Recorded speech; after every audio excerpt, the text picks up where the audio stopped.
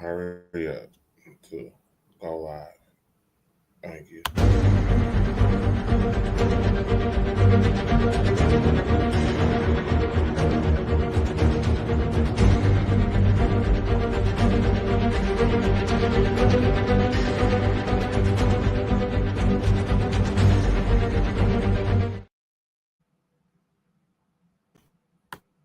This week, I'm sad to announce we lost several quarterbacks. Joe Burrow due to a toe, Justin Fields due to a concussion, and J.J. McCarthy due to he sucks.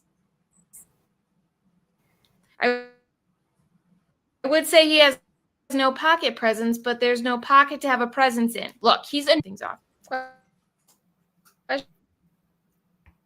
Can we talk to Kirk Cousins? Absolutely not. He would die behind your O-line. Cincinnati, how did your O-line let down Joe Burrow again? You turned Joe Burrow into Andrew Luck. No, we did not. Dearest mother, it is the only quarterback who didn't use protection. You never think about how much you need a toe. Oh, I do. I use him to count. Mike, your defense terrible. Tua sucks, and you're in tanks in SeaWorld. To win games, you have to win the games, not lose the games. The Bills are going to put up 70 on you. Okay, we have a lot to get through. There were 9 games in the early slate, and Red Zone still used less screens than Cliff Kingsbury.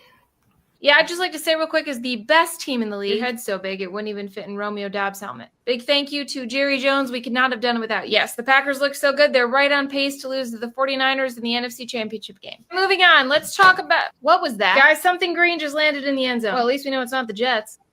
What is that? Guys, there's a dick on the field. There's also one on the sideline of every Dolphins game. This usually only happens during WNBA games, but everyone was confused when they saw Caleb Williams' nails. Okay, Chicago, Ryan Poles drafted a top 10 tight end, 0 receptions, a second-round wide receiver for 0 receptions, and traded a second for Chase Claypool. But we have the Pope. Yeah, maybe he can play defense. The Pope hasn't been this disappointed since Jesus died. You know what? You guys just wait until Ben Johnson drafts a quarterback, and then the coach we've hired after we fire him will fix him, and then the NFC North is in trouble.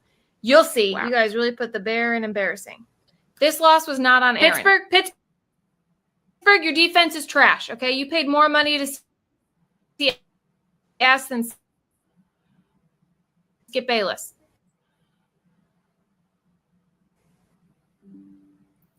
Have you taught Caleb Johnson how to play football yet? Yeah, how does a rookie not know the rules of football? Where does he even get that from?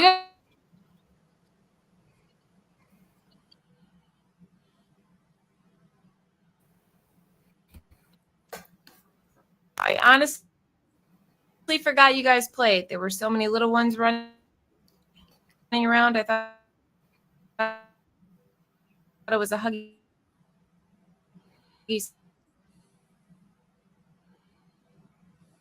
Dallas, how do you give up 450 yards to Russell Wilson?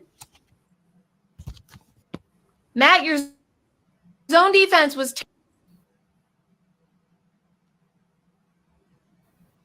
terrible. Where was your pass rush?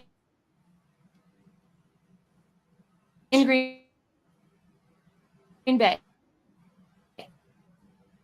That penalty for Jones and the leverage of doom.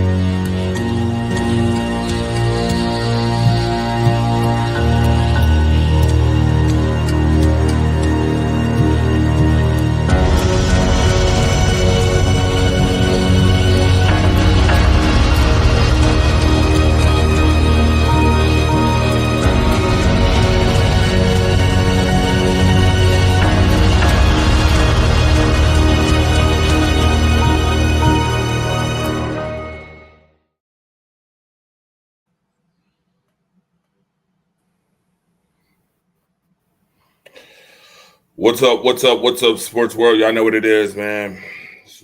World class Wednesdays.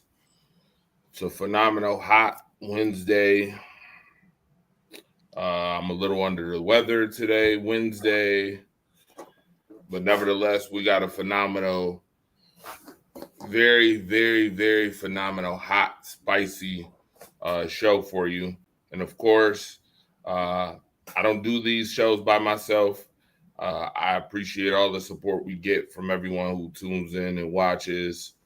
Also, I would be amiss if I did not mention my guy, Mr. Coffee Talk himself, Mr. Friday Night Lights, Mr. Alphabet's football show brand, Mr. Alphabet's football talk show on Fridays, 10 p.m. with the phenomenal Ramona Dye. Make sure you tune in to that. Don't miss that. If you missed that, it's your fault. You must not like good sports talk. If you missed this show, you must not like good sports talk. If you missed the Monday Night Rise Up late night show in which we talk sports, you must not like good sports talk. So shout out to great sports talk, and shout out to my guy Marcus the Alphabets, who definitely promotes and puts on day after day, week after week. We appreciate that, and we appreciate what he does. So Marcus, what's good, my guy? Before we get this show, what's good, fam? What's good with you? You said you under the weather, man. Is it getting cold up there or what, man? You should be. The city should be jumping, man. Y'all got a big game tomorrow, man. Y'all got the Thursday night game tomorrow. By the way, make sure y'all tune in tomorrow, 11 a.m. tomorrow Eastern time. We're gonna break down Bills Dolphins Thursday night football game tomorrow morning. So make sure you're here with that. But what you over? Are you drinking the herbal tea? What I saw the cup. What you got up in there, man? You know that ain't nothing but some Crown and Coke, man. Don't sit up there. You acting like that's herbal tea, man. That's some Crown and Coke, man. I know what Irk and Jerk looks like. I know what Irk and Jerk looks like. Unless Irk and Jerk, Crown and Coke look like seaweed. That's what this look like. Straight seaweed water. It looks like what you catch out of a pond when you don't catch the fish, but you get a whole bunch of seaweed and you drain it. That's what it would look. This is what it would look like if you drained it in a cup. Okay. Yeah, this is. It looked like seaweed water, sir. No, this is green tea, sir. This is green tea, hot green tea. Okay. It's been warm. Make sure you get you some vitamin C going on, man. What's up, everybody? How y'all doing, man? Oh yeah, I got vitamin C right in the fridge. I got some vitamin C in the fridge. But I'll tell you what, it's been so hot that putting on the fan, if you sleep in a room and the fan is on, you might have a cold when you wake up in the morning because the fan is on and circulating on you. So that could very well be the case. The reason why I'm under the weather today, but I'm gonna either sweat this thing out or we gonna work it out, because in 9 days, it'll be the second anniversary of my 40th birthday in 9 days. So I can't be sick for that. Can't be sick. That's what's up. We definitely got to celebrate. How about them Bengals, Marcus? I think we're going to talk about that. We will definitely listen, Marcus.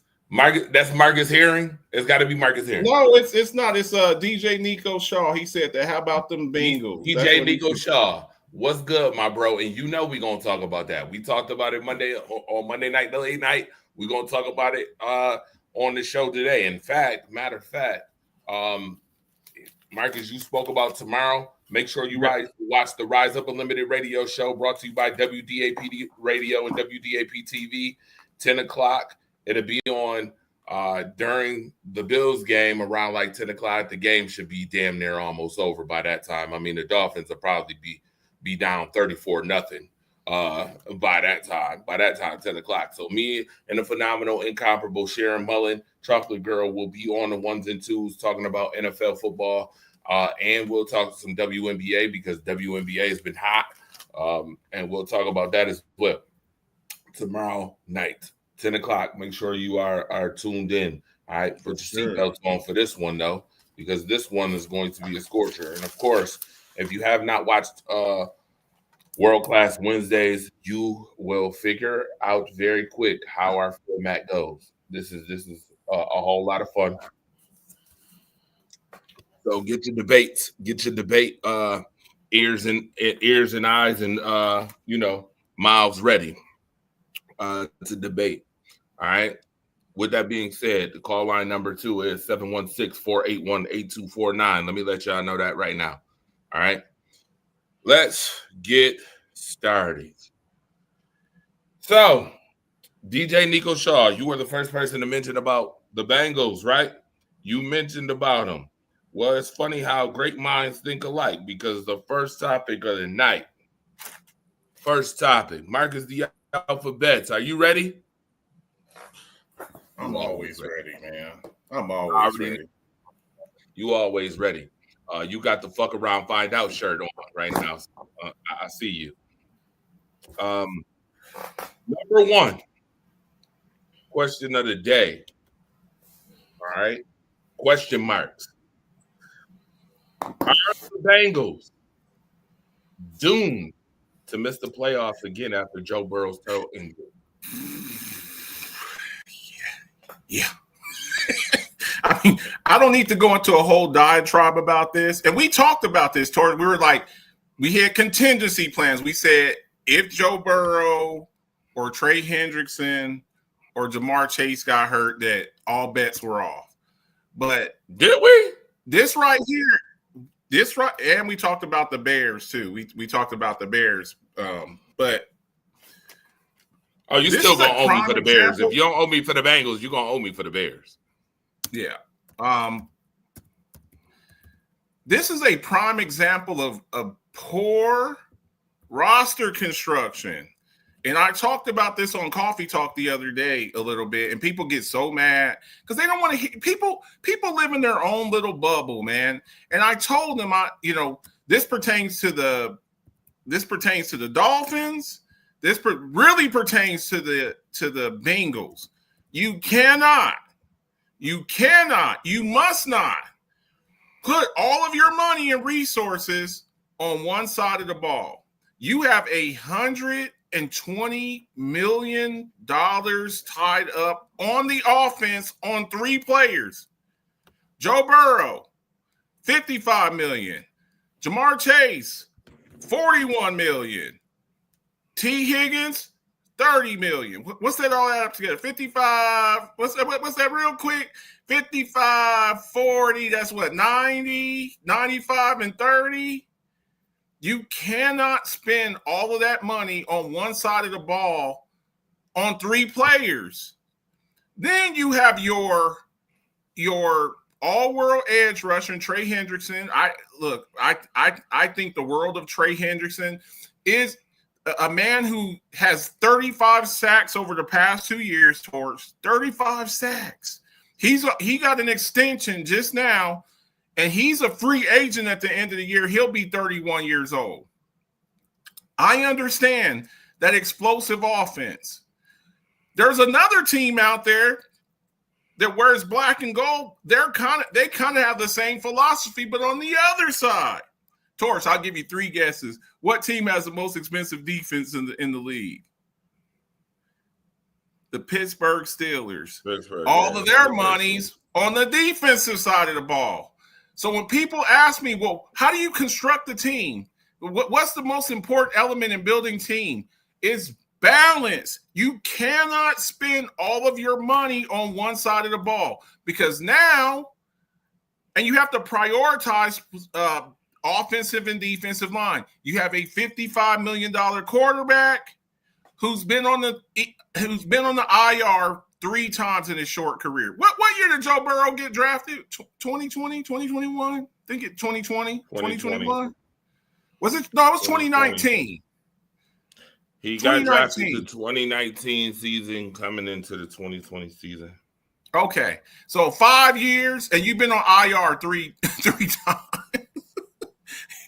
Your rookie year, you tore your ACL. A couple of years ago, you had wrist injury, and then now you got a turf toe where you're going to miss 3 months. 3 months. That's the season. That's 3 months. That's 12 weeks. And that's a minimum of 3 months. Huh? That's a minimum of 3 months. Minimum. Yeah, those are optimistic estimates. Your star quarterback is going to miss 12 weeks. I don't think he'll be back before 12 weeks. Then you got to do the conditioning and all of that stuff. And what if you have a losing record? I'm not bringing him back because one of the main issues is their offensive line is putrid. And we've seen this in recent history with a guy like Andrew Luck, who got beat up and beat up and beat up. I think he retired at 29. He retired at 29 years old. I know he didn't go past 30 because he was getting beat up every week. He's like, I don't want to go to rehab no more, man. So this is a case study, Torch, of poor roster construction. Same thing with the Miami Dolphins. You spend all this money, Tua of $53 million. Tyreek's making a lot of money. Waddle's making a lot of money. You got a crappy offensive and you got a crappy defense, and you build your team that's basically your turf team that plays in a cold weather division. So it's poor roster construction. So yes, they're going to miss the playoffs again. And you predicted this, Torch. You did predict this. You said, I don't see him making the playoffs again. This here, I was kind of in. I thought maybe their offense could carry things a little bit. I don't have faith in Jake Browning. Jake Browning is a career backup, and I just don't see it. So I don't know what they're going to do. I just don't understand what they're going to do. I don't know what they're going to do. If I were them, me personally, I would be trying to, in the next couple of weeks and during the trade deadline is about a month and a half for the trade deadline, I'd be looking to sell.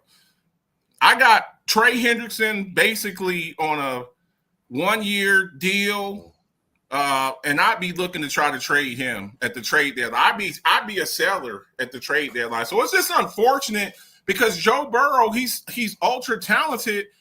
And we've seen how good they can be. This is a team that was in the Super Bowl, Torch. They were in the Super Bowl a couple of years ago, and they were a play away from, a Jalen Ramsey slip away from winning the Super Bowl. If they win that Super Bowl, we're having a very different conversation about the Bengals, man.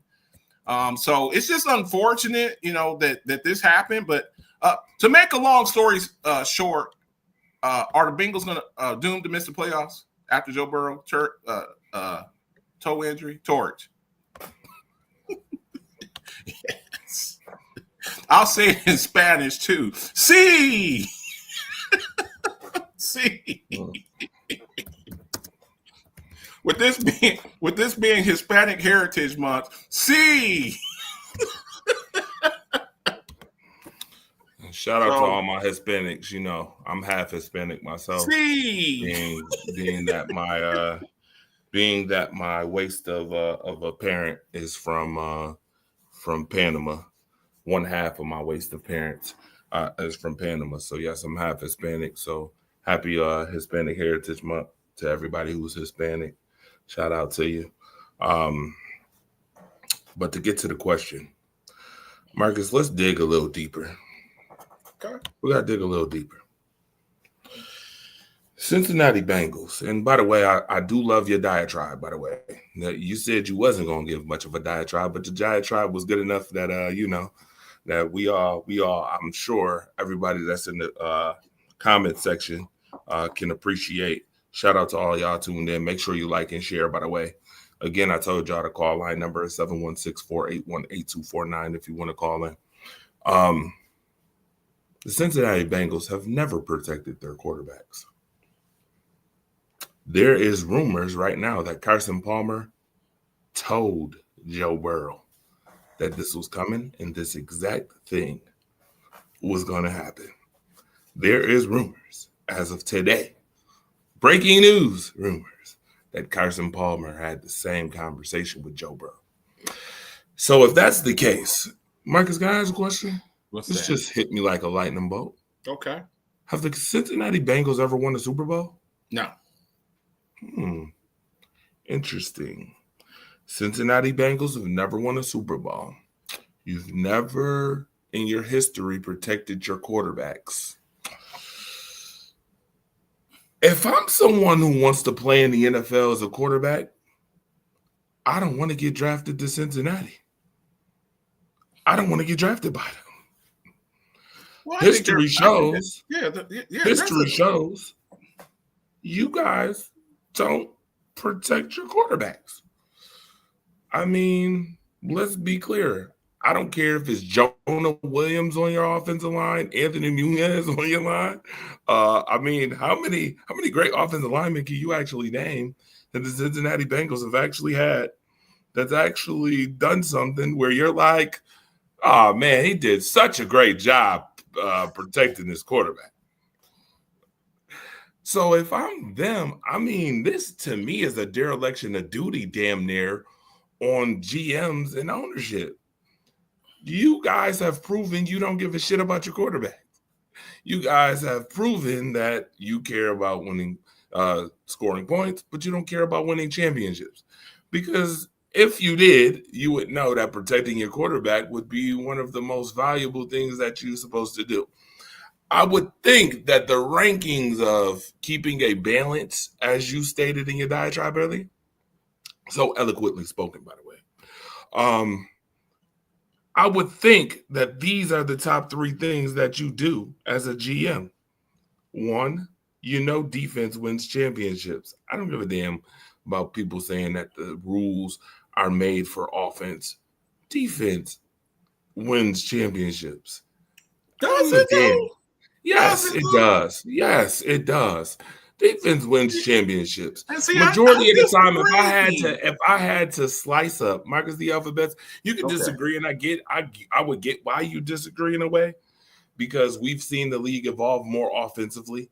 Mm-hmm. But if you look at the Super Bowls and the championships, defense has won those championships. A lot of them.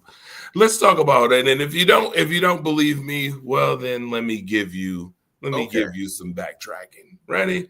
Here's some backtracking. Okay. When the Tampa Bay Buccaneers won the Super Bowl, how many points did they hold Kansas City to?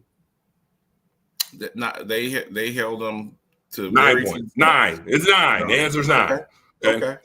When the Philadelphia Eagles won the Super Bowl, they held the Kansas City Chiefs to how many points in 3.5 quarters? It was like, didn't they only score like 20 points? We're not talking about the bubblegum time points that Kansas City scored. I'm talking about garbage time points. Okay. Right? Okay. The New England Patriots, when they beat the Los Angeles Rams the second time, not even the first time, but the second time, how many points did New England give up? Not very many. 3 points, sir. I get that. I get that. Defense definitely wins championships. Okay. So again, we just talked about. See, this is where I talk about the balance point. That you got to have balance. Hold on, but you got to let me finish. You got to let me finish my 3 thoughts. I only gave you one. Okay, that was just one thought. Okay. My one thought was defense wins championship. The other one is to protect your quarterback. That is number 2. Okay. You obviously have to protect your quarterback, your star quarterback.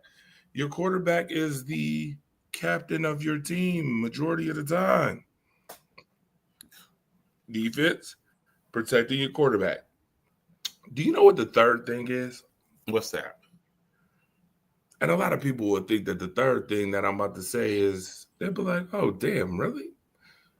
Making adjustments when you know that you've done something buffoonish. You make the adjustments to fix buffoonery, okay? Like, if you know that your team is getting ran over by a semi-truck every week because your defense is off, what should you do the next season? Come on. Don't get me to laugh. They spent their first round pick on a defender, Shamar Stewart, Texas A&M. Okay, the defender, is he an offensive lineman? No, you can't. You can't. The year before that, okay, hang on. The year before that, they spent the first round pick on an offensive lineman. Amaris Mims, is that his name? The kid from Georgia. You can't. You don't have 32. You don't have 32 first round picks. Can I ask you a question? What was that? Where's Amir Smith right now? Where he's still on the team. He's not very good, but they did. He's on the team. He's still on the team. But you look, their issue is that they've gone out and they've spent money on offensive line. Their issue is, this is my main issue with them, Torch, is that they spent all of their free agent money on 3 players. You cannot build a team where 45% of your salary cap is correct. So again, if you've done this, it's not the first time Cincinnati's done that. Okay. Not the first time since they had Geno Atkins before. They've had some good defenders over there. Do they have great offensive linemen? No, I'm just going to ask you the question again. No. Okay. Yeah, you can talk about defense. You can't have Philamen. Defense don't play offensive line. You build your team through trades, free agency, and draft. Right. They went out and draft. Okay, hang on. Now drafting, they spent the first round pick on an offensive lineman. They spent the first round pick on their first round pick this year on Shamar Stewart. You're doing these things, but in free agency, your salary cap is tied up until 45% of your salary cap is tied up to 3 players on the offensive side of the ball. You cannot do that. Pittsburgh Steelers, you have the highest paid defense, and guess what, Torch? Your defense still sucks. So you gotta rely on a 41-year-old Aaron Rodgers because you spent all of your money. You spent $41 million on T.J. Watt after the Baltimore Ravens ran through you twice last year. You cannot spend all of your money on one side of the ball. You have to we're gonna get this side of the ball some money. We're gonna get this side of the ball. You can't just say, look, you can't eat steak every day. You cannot go out to eat every day. You have a budget. You can't spend all of your money on, look, you can go out and you can go buy a Ferrari, right? Why would you buy a Ferrari to live in an apartment? Marcus the alphabet. I'm asking you though, if you had a Ferrari, would you park it in an apartment, or maybe you don't get the Ferrari, maybe you get a pickup truck and live in a house. But if you spend all your money, I'm spending $2,000 a month on a car note, and you live in a studio apartment. That's what the Bengals are. They have a Ferrari that's parked out, and they live in a studio apartment. You can't do that. You can't spend all of your resources on one place, on one side of the ball. You just can't do it. Okay, Marcus, you ready for this? Okay, go ahead. You told me that the Cincinnati Bengals went out and got offensive linemen in the draft. Yes. Marcus the alphabets? Yes. Well, I called up Maury Povich, and he said that was a lie. Okay, what you got? He said Carson Palmer was drafted in 2003. No, I'm talking about for no. I'm giving you. Oh no. I'm gonna give you. I need to give you history. Okay, go ahead. Because remember, I said the third thing is to adjust when you see buffoonery, right? When you do buffoonery shit. Carson Palmer drafted number 1, 2003. Okay. 2004, they drafted a running back. 2005, they drafted a linebacker. 2006, they drafted a defensive back. 2007, they drafted a defensive back. 2008, they drafted a linebacker. 2009, finally, they draft Andre Smith. 2010, Jermaine Gresham. 2011, AJ Green. 2012, Kirk Kirkpatrick. And they luckily had do you want me to keep going? And luckily, they had a second first-round pick, and then that second first-round pick ended up being Kevin Zeller.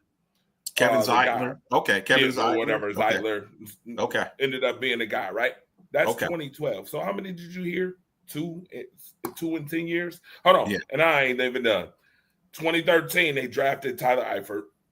14, they drafted Denard the Darqueze Dennard. Darqueze Dennard. Darqueze Dennard. Okay. Finally, in 2015, they get Cedric. I don't want to.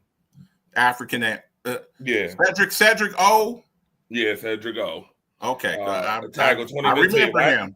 I remember him. 2016, they go get Willie Jackson. Willie Beeman, they go get Willie Jackson. Then they went and got John Ross. He was a cornerback. He was a cornerback from Houston, right? Yes, he was. Cornerback. Okay. 2018, they go get Billy Price, the center.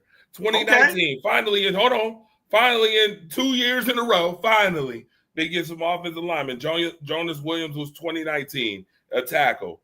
Ready for this? Joe Burrow got drafted in 2020. Okay. Do you know that Arminius Mims is the only offensive lineman that they've drafted in the first round since Joe Burrow? 1, 2, 3, 4, 5, 6 drafts, and one in 2024, Arminius Mims, and he's not even playing. So what does that tell you, Marcus the Alphabets? Don't get these kind of bad. Look. We said overall. Terrible roster construction, right? Mm-hmm. With the positions that they drafted. Terrible dereliction of duty. Terrible. Okay, so let me ask you this. Hold on, caller on the line, Marcus. Caller, what's up? What's up, boy? What's up? What's going on? You already know what it is, man. You on World Class Wednesdays.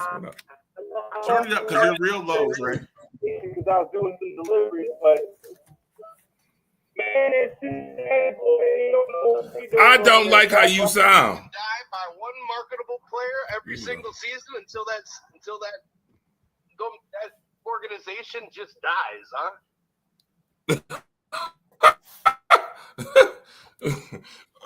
Dude, don't make me laugh. Their next marketable player is going to be Jamar Chase, huh?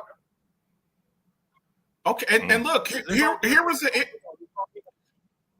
Hang on a second. Here was the issue. I have no problem that they paid Joe Burrow. He's your franchise quarterback, right? We got to get our franchise quarterback. Took you to the Super Bowl. Let me finish. You go get Jamar Chase. I thought you should have. Now, don't forget, what year did they draft T. Higgins, Torch? What year did they draft T. Higgins? Do you have it there in front of you? What year did they draft? 21. Higgins? The year after, right? Yeah, 21. Who are we talking to, by the way? Nico Shaw, what up? Higgins? No, I totally agree with Marcus. Yeah, Higgins was 21. It's a constant letdown that the Cincinnati Bengals have a very good team, and it's a constant letdown for their fan base that they just will not survive because they can't protect their quarterback, nor do they care about protecting their quarterback. They pick one player, and they've done it historically. They did it with A.J. Green. They did it with Carson Palmer for a little while. They even did it with Corey Dillon. And he went to the Patriots. He got a ring. He said, I'm out of here, man. He was like, I can't take it. Like, in that time, they didn't even have an offensive line to block because Ray Lewis was giving them dog shit hits every single play. He took himself out of the game to one game. Because don't forget Andy Dalton. And here, look, and see, I have to mention this here, folks. And y'all don't want to hear this when I say this, and y'all get mad when I say this. And this is what I talk about: cupcake divisions. Cupcake divisions. What division? Who have been the two dominant teams in the AFC North? This real quick. Who's been the dominant teams there? Ravens, Steelers. Okay.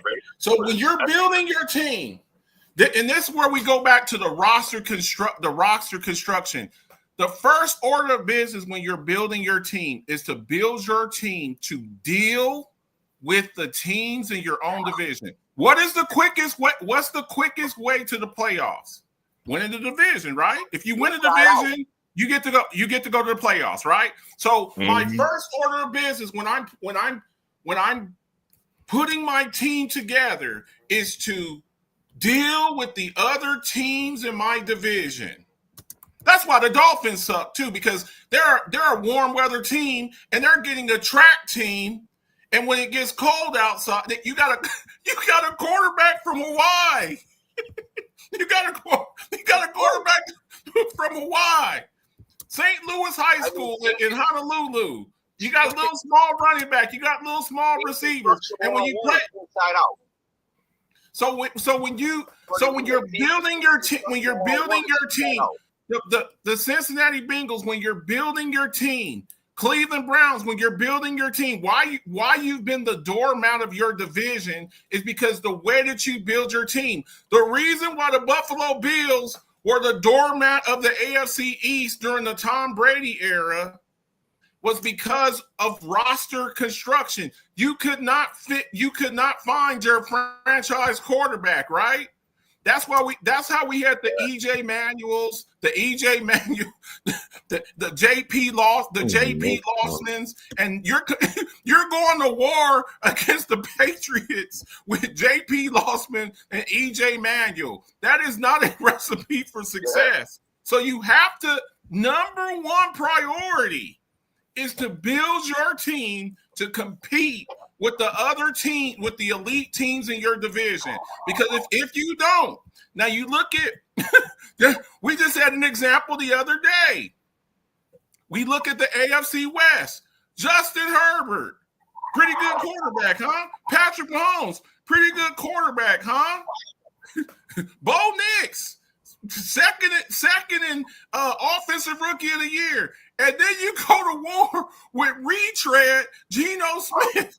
That is not a recipe for success. So again, with the Bengals trying to shortcut, we're just going to go get this awesome quarterback. We have seen time and time again, just having a great quarterback is not enough. We've seen great quarterbacks get beat up. Notably, Patrick Mahomes last year getting beat up by the Eagles. Patrick Mahomes getting beat up by the Bucks a couple of years ago. Tom Brady running for his life against that 2007 Giants team. Peyton Manning running for his life against that no-fly zone Broncos team. The no-fly zone, the Legion of Boom, the Legion of Boom. Watching Cam Newton run for his life against Von Miller and DeMarcus Ware, and that defense that they had over there, that no-fly zone. So you have to number one, protect your quarterback, because everything else is irrelevant if you don't do that first. Period. Yeah, you got Team 101 construction, build inside out. That's it. And until they get that done, and also here's the other thing: do not spend 45%. No, do not spend 45% of your salary cap on three players on one side of the ball. Pittsburgh Steelers. The Pittsburgh Steelers are just like the Bengals, except on the opposite. All of their money they're paying Jalen Ramsey. Because you know that when they traded for Jalen Ramsey from the Dolphins, they gave him a raise. He's one of the highest paid corners. TJ Watt is the highest paid. I'm sorry. Micah just jumped over. The second highest paid non-quarterback. Alex Highsmith makes out a lot of money, and Cam Hayward just got a raise this year too. Oh, and you're paying Patrick Queen too, who you traded for who you got from the Ravens. You cannot spend all of your money on one side of the ball. Can't do it. All right, moving on to the next topic. We got to move on. Man, we could talk about Joe Burrow and this Bengals thing all day. We'll talk about it later on this season as the season progresses when the Bengals don't make the playoffs again. All right, with that being said, is it time? Is the time up on Mike McDaniel, and will the Dolphins come in last place in the AFC East? Hey, Torch, we just had a conversation before the show started. With time, hey, Dre, you said, is this time up?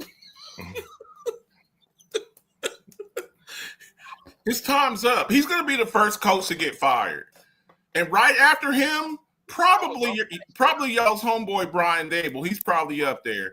The Saints are going to be terrible, but they just hired Kellen Moore, so he ain't going nowhere. But again, some people, and I say this all the time, some people are better suited to be coordinators. They're just better. They're better. They're Wade Phillips, Rex Ryan. Romeo Crennel. They're good coordinators. But when you put Vic Fangio, Steve everybody talks about Steve Spagnuolo, right? For the Chiefs, right? He's an awesome defensive coordinator. Y'all do know he was the head coach for the Giants for a little bit, right? Vic Fangio, I think he was the head coach for the Vikings, I think. Some guys are really good coordinators, but you as a head coach, you have to be able to you oversee everything. You oversee everything. So Mike McDaniels is he's a offensive guru. A lot of the stuff he does, the shifts and all of that stuff. But as a head coach and overlooking the entire operation of the team, he's kind of a goofball. He looks like a goofball. He kind of looks, this gee golly shucks look on his face. He's kind of a goofball, and this just time's up. Now he might go back and be in the offensive coordinator somewhere and have a lot of success, but as a head coach, hell no. He's done. He's done. Mike McDaniels looks like the kid you stuff in a locker. Yeah, he just and honestly, I don't think the players respect him. I don't think that the players respect him at all. I don't think that they respect him at all. You know why? You know what the first sign that they didn't respect him? They had a players meeting after week 1. No, they don't respect him at all. They want him gone. Yeah. And they probably want Tyreek gone too because he's a cancer. Yeah, unfortunately for you start getting rid of guys. They got rid of Jalen Ramsey. He's very outspoken. And then, not to make excuses for him, they have had a lot of injuries, and they just, sometimes the Tua experiment's over. It's just over. He's an undersized quarterback. You have to run a very specific type offense for him. He doesn't have elite arm strength. When we're drafting in the first round, we're drafting talent. We're not generally looking for 6 foot tall quarterbacks, 6 foot tall left-handed quarterbacks with below average arm power. These coaches and front offices and GMs and scouts, they're looking for the next. They're looking for the next Justin Herbert. They're looking for the next Josh Allen. They're looking for the next Lamar Jackson. They're looking for the next Patrick Mahomes. They're not looking for 6 foot. No, we're okay with that. Huh? I said, no, we okay with that. Jordan Love is where he's supposed to be. We okay with that. But I'm saying, they took Tua before Jordan Love. They could have had Jordan Love. They passed up on him, took Tua because they came from Saban era, and now they get what they paid for. He was done when he was throwing gang signs up. Let him go sit home. Well, I think Jordan Love. Look, let's not look. Hindsight's always 2020. Hindsight's always 2020. Nobody thought coming out of Utah. Where did Jordan Love go to school? Utah State. He went to Utah State. Nobody. Utah State. Nobody. No, look, we're looking at him now. Let's not act like Again, hindsight's always 2020. They should have drafted this guy here. He was not highly touted coming out of Utah State. He just wasn't. Just like Josh Allen coming out of Wyoming, he was a very raw prospect. The issue though was, and this is what got Brian Flores in trouble, was that he wanted Justin Herbert, and he was very vocal about it, and I think that's why they canned him, because he didn't want Tua. He wanted Justin Herbert. So go ahead. Makes sense. Now, with that being said, speaking of Miami and Tua, this is Tua right here speaking on Josh Allen this week. If it's not with his arm, it's with his legs. That dude can do literally anything he wants. So, definitely different skill set for me. I can't do half of what he does when it comes to running the ball and any of that. And then can't do half of what he does. Chuck a ball down the field, with how far and the arm strength that he has. He's supreme when it comes to that. So it's gonna be fun. Hold on. Play. So if Tua just admitted that he can't do half of what Josh Allen can do, why is he making basically the same amount as him per year? 53 mil and 55 mil per year. So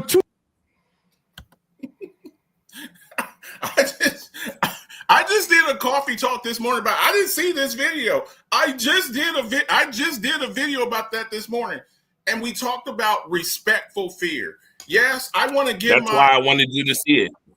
Yeah, I just talked about that this morning. Look, I do believe that you should have a respect of your opponent, and you can compliment them. Look, we recently the Buffalo Bills have dominated us. We hope to have a little bit more success against them. We have a lot of respect. We know Josh Allen's a defending MVP. He's extremely talented, big physical guy with a strong arm and great mobility and command of the offense. But do not go out there and just. To me, that sounded like a concession speech, and it sounded like a person who's ready to go get beat up. That's what it sounded like to me, because I understand. Do you not feel like that's on Mike McDaniel? I mean, his players are literally going out there on pressers, talking about how they're not as happy. Here's the thing. Well, Tua and Mike McDaniels, they're married.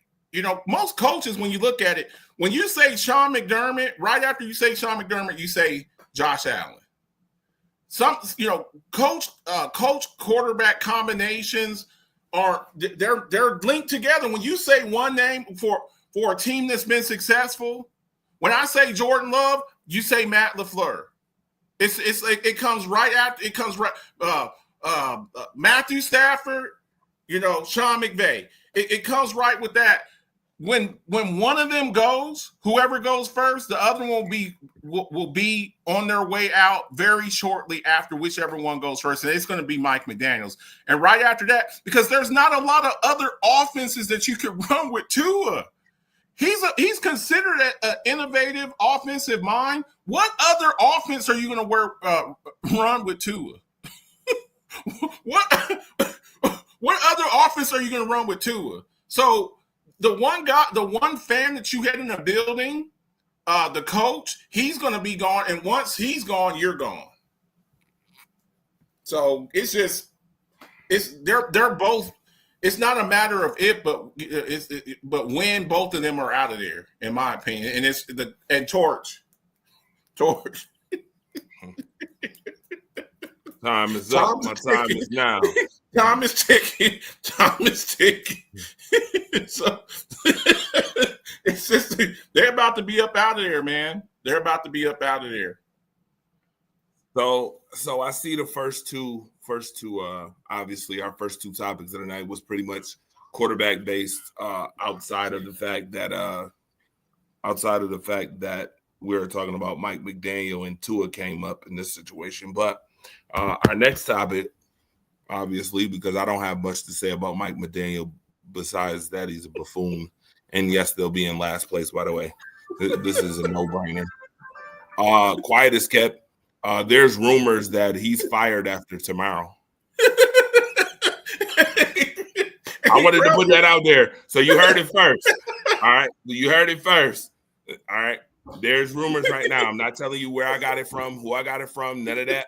There's rumors that depending on tomorrow's game in Buffalo, homeboy may not even be taking the trip back to Miami. They might be leaving his ass right here. So he might have to find a ride home. You're gonna have to Uber. You're gonna have to Uber that ass back to the hotel. Uber that ass back to the airport. Well, we're doing the Bills Dolphins show in the morning, so we won't give our scores quite yet. But I won't give it yet until tomorrow. We're gonna do the show. We're gonna do the show in the morning. We're gonna leave some content for in the morning. But all I'm gonna say, Marcus, is his ass is looking up at the lights heavy, If that ass whooping is a heavy ass whooping, heavy. I'm telling you right now, there's room. And here's the thing. Here's the bad thing for them. Yes, the Buffalo Bills are 2-0, but Josh Allen threw for 149 yards last week, 0 rushing touchdowns, 0 passing touchdowns. Glad that I have Josh Allen on one of my fantasy teams, and I have never seen last week.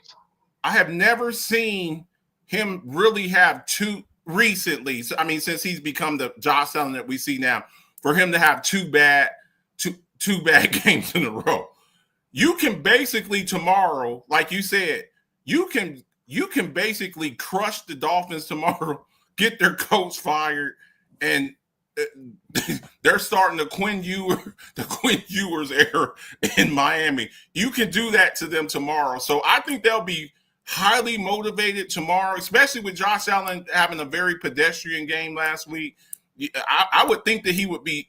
It's a prime time game where the only game on TV where the entire nation is watching, and you can make an example of the Miami Dolphins tomorrow. So and don't forget that the Buffalo Bills have not forgotten the comments Mike McDaniel made when he won the game, when he won the stroke game. After the stroke game, what did he say? What did he say? Oh, you don't remember the comments? No, what did he say? Buffalo. I'm saying that it ain't easy no more. There's no more easy pick. Oh, he said cupcake division. He said cupcake division. He said it ain't easy no more. He said it's up, pretty much in a nutshell. When he thought his team was up on it, he said it's up.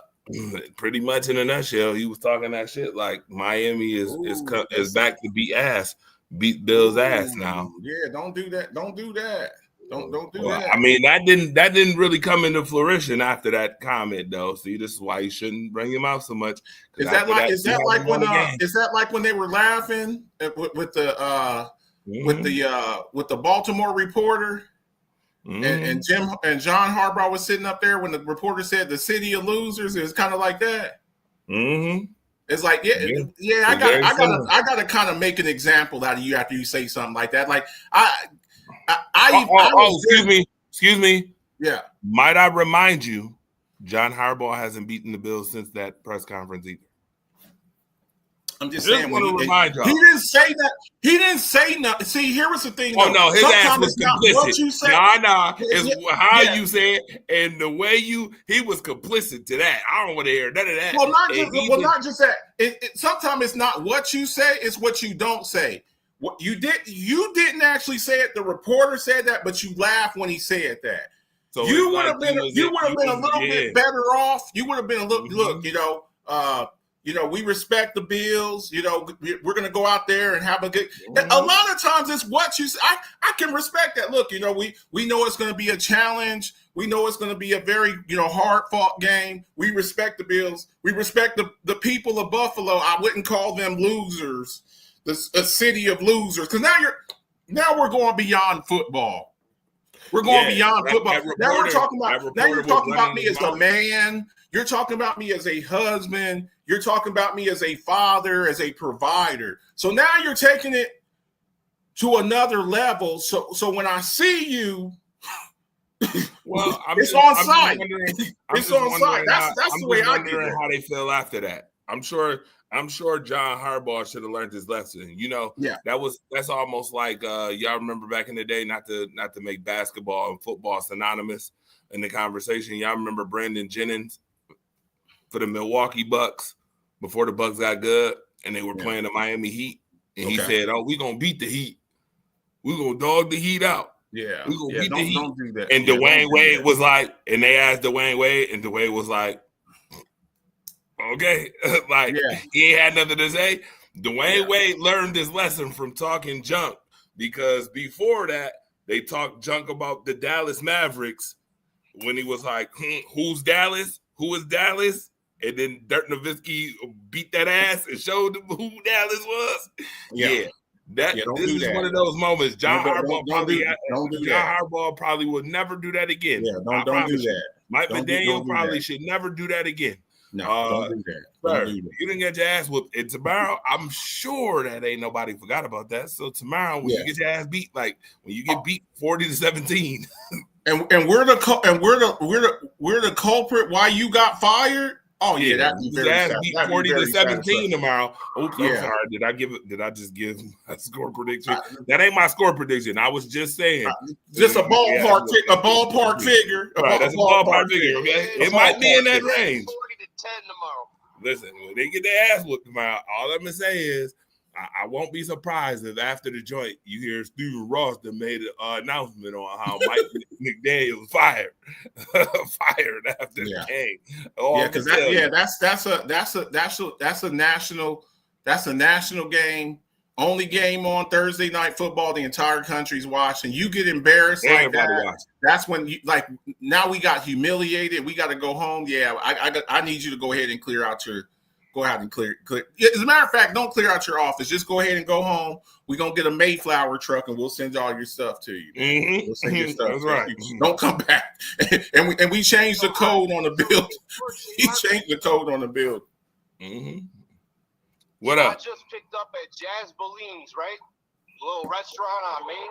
Mm-hmm. And who do I see sitting down with their parents?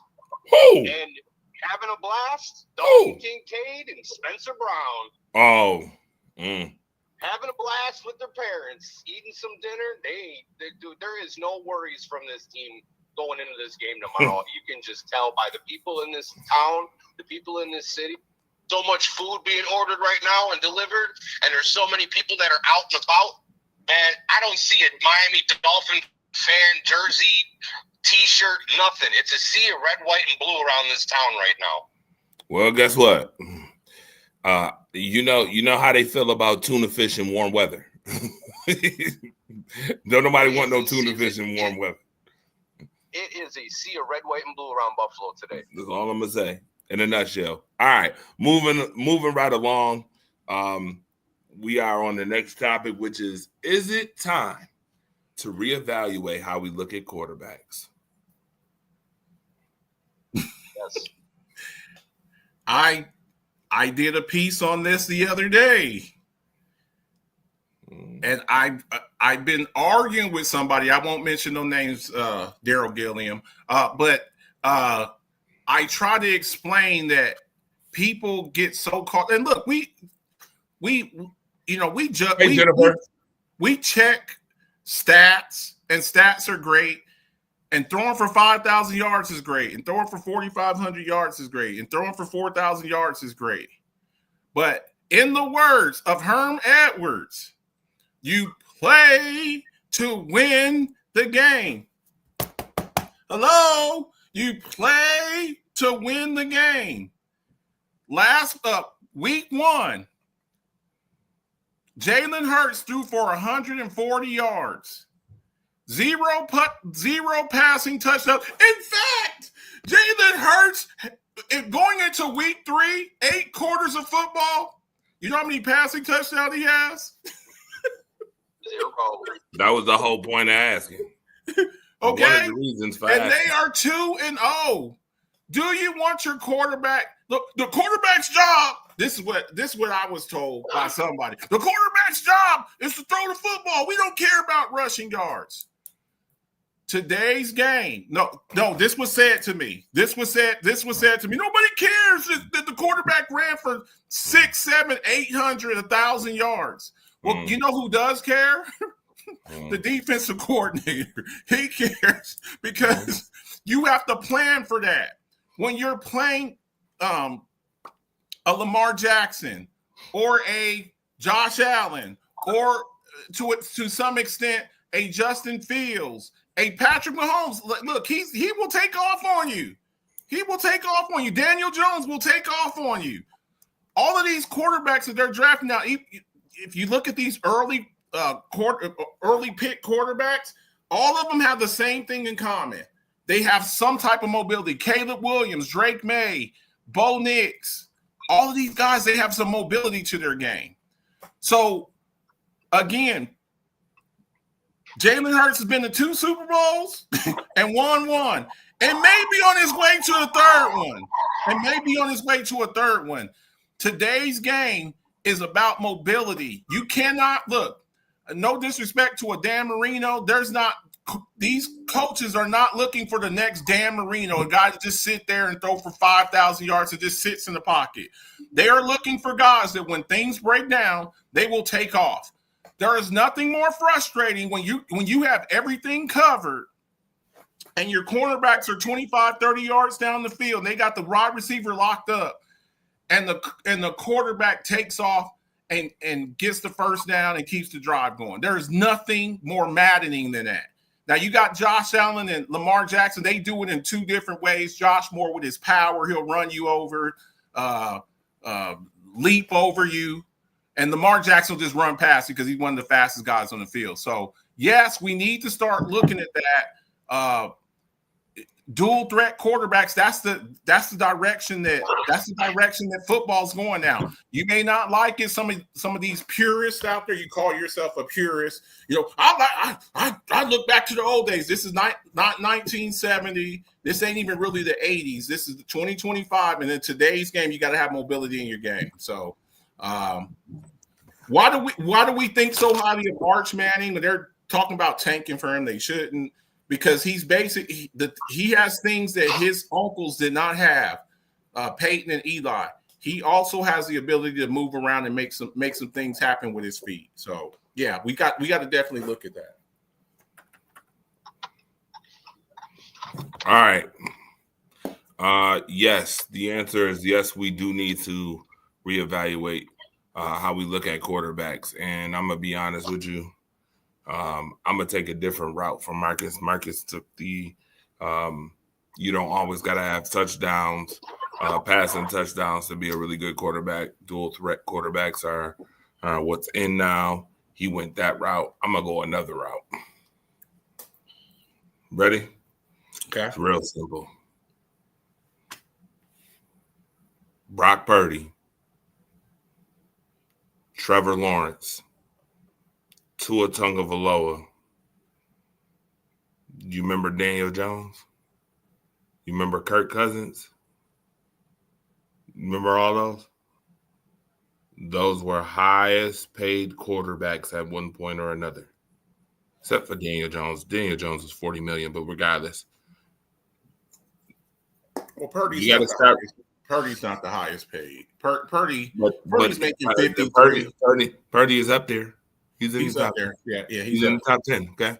So yeah. I'm naming those quarterbacks who are in the top 10 tier who ain't top 10 quarterbacks. We got to stop crowning these folks kings off of one season. We got to stop doing that. To get paid $55 million to be mediocre is crazy to me. Or 60. Or 60. Oh, see, I was trying to leave your man out of it, and you over here trying to get him. Although he is playing very well this year. I do got a post where he's playing better than what he was. I still don't believe in the Dallas Cowboys, but that's for here nor there. You've seen all the stuff I've sent you this week with the Dallas Cowboys. We play each other. We play each other not this week, but next week. We'll definitely be talking about it. Cowboys Packers is week 4. Oh yeah, we know my birthday weekend. You think Marcus the Alphabets? I sense a little. I saw you. We'll talk about it. We'll leave some confidence in your voice. I sense a little bass in your voice. I didn't say nothing. I didn't say nothing. I said, are you sure? Are you sure? Because I sensed a little. Did y'all sense that? Did y'all sense that? Because I sensed it. Hang on. Depending on what I see with Jadeveon Clowney this week, we might have to. Speaking of which, I don't know why you did that. See, I'm trying to stay on the time to reevaluate quarterbacks, and you sitting up here trying to start trouble. See, you do this once a show.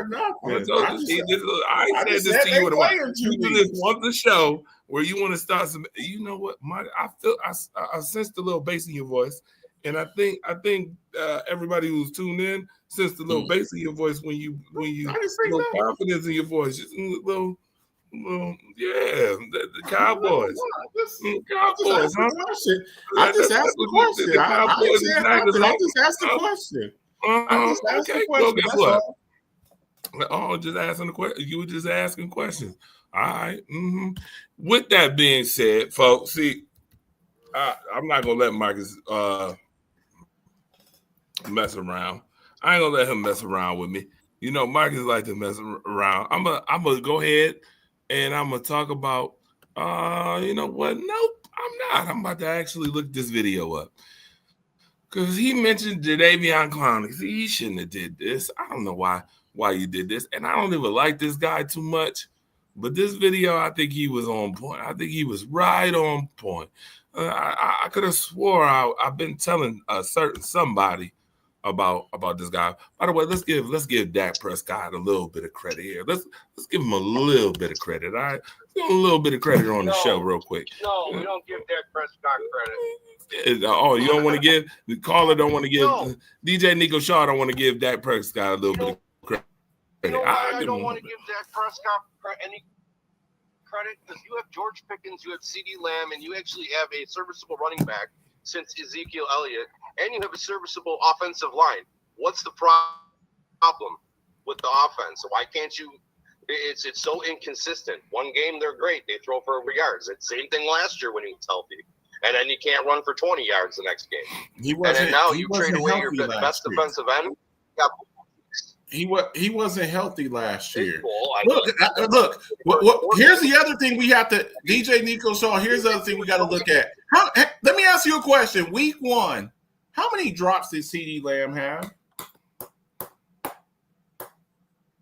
I can tell you because I was there when I saw it. 4. So your third highest paid highest paid wide receiver in the league has an uncharacteristic 4 drops, and 2 of them were for touchdowns. 2 of them were for touchdowns. If he we got to stop with let me ask you this and answer it honestly. Did Dak Prescott did he hit them right in the hands with those throws? Yes or no? Absolutely, he did. He absolutely did, but we got to be honest with it.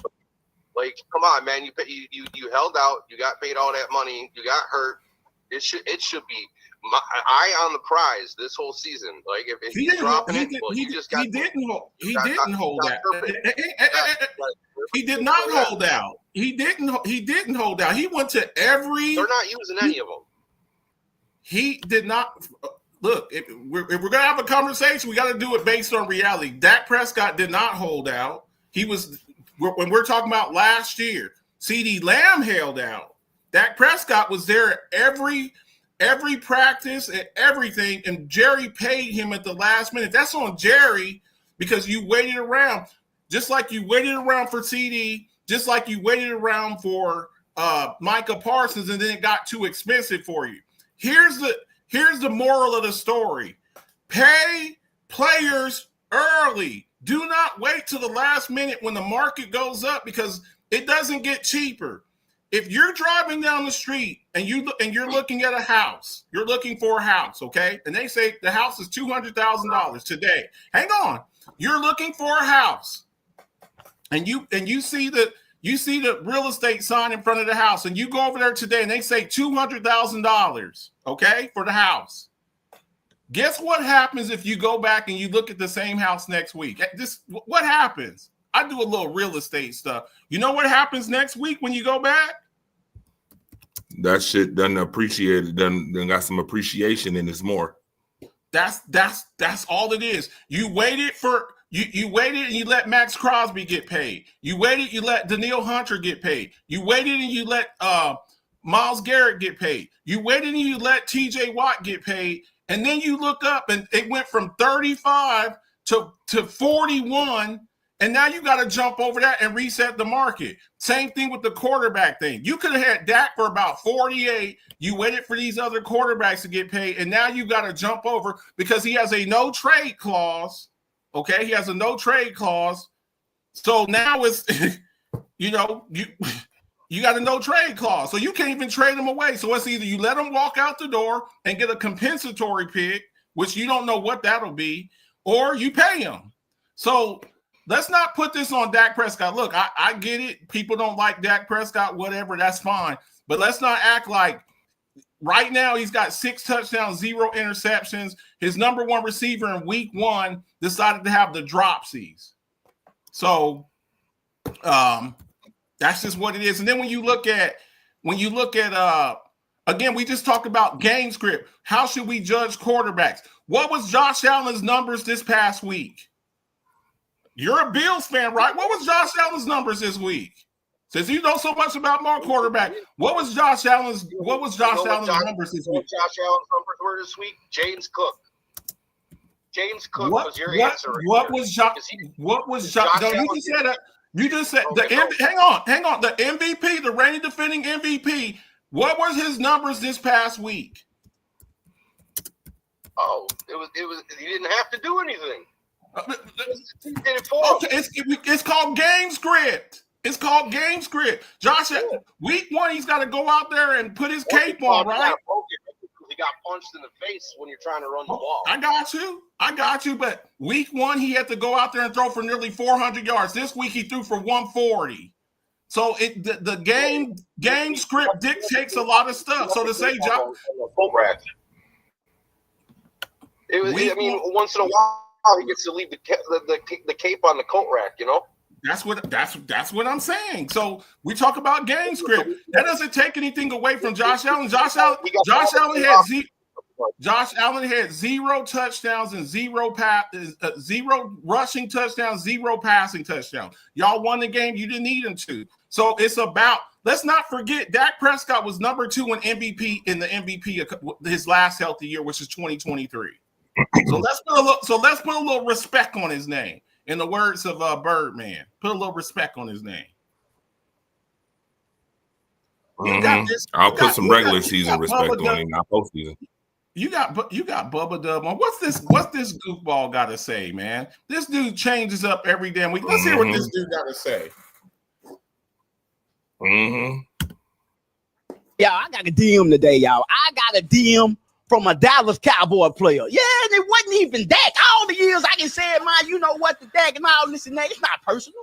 But today it got personal from Trayvon Diggs, y'all. Oh, yeah, the starting quarterback, the star player of the Dallas Cowboys in my DM. Try. Look at it. Check it out. Look what he said to me. The boy, he been threatening me, y'all. I thought the people from the other day was threatening me. Now the Dallas Cowboys. Yeah, in my DM. Coolio from Gangsta Paradise looking at. Glow in the dark gums looking at. I run like I got weights on my ankle looking at. I can't cover a bedspread looking at. I call you hot Cheetos because you always getting flamed looking at. Out of 140 quarterbacks in the NFL right now, Trayvon Diggs ranked 107. Hot job. Now, we got 15 more weeks in the NFL, y'all. Cowboy, we got 15 more weeks, and I'm on your ass like back pocket, fam. Oh, I'm going to buy you tickets to the game. Damn them tickets. You think I want to come to see you, Otis? Ain't nobody coming to see you, Otis, and you know. Ain't nobody coming to see you, Otis. Run like I got fluid in my knees looking at. I can't cover nobody looking at. Crybaby looking at. Cowboys, fans, listen up. If this man worried about me, we're in a world of trouble. Jerry Jones, they traded the news crying to Jerry Jones. I'm clowning. You know why he's saying that? Because he can't cover no damn body.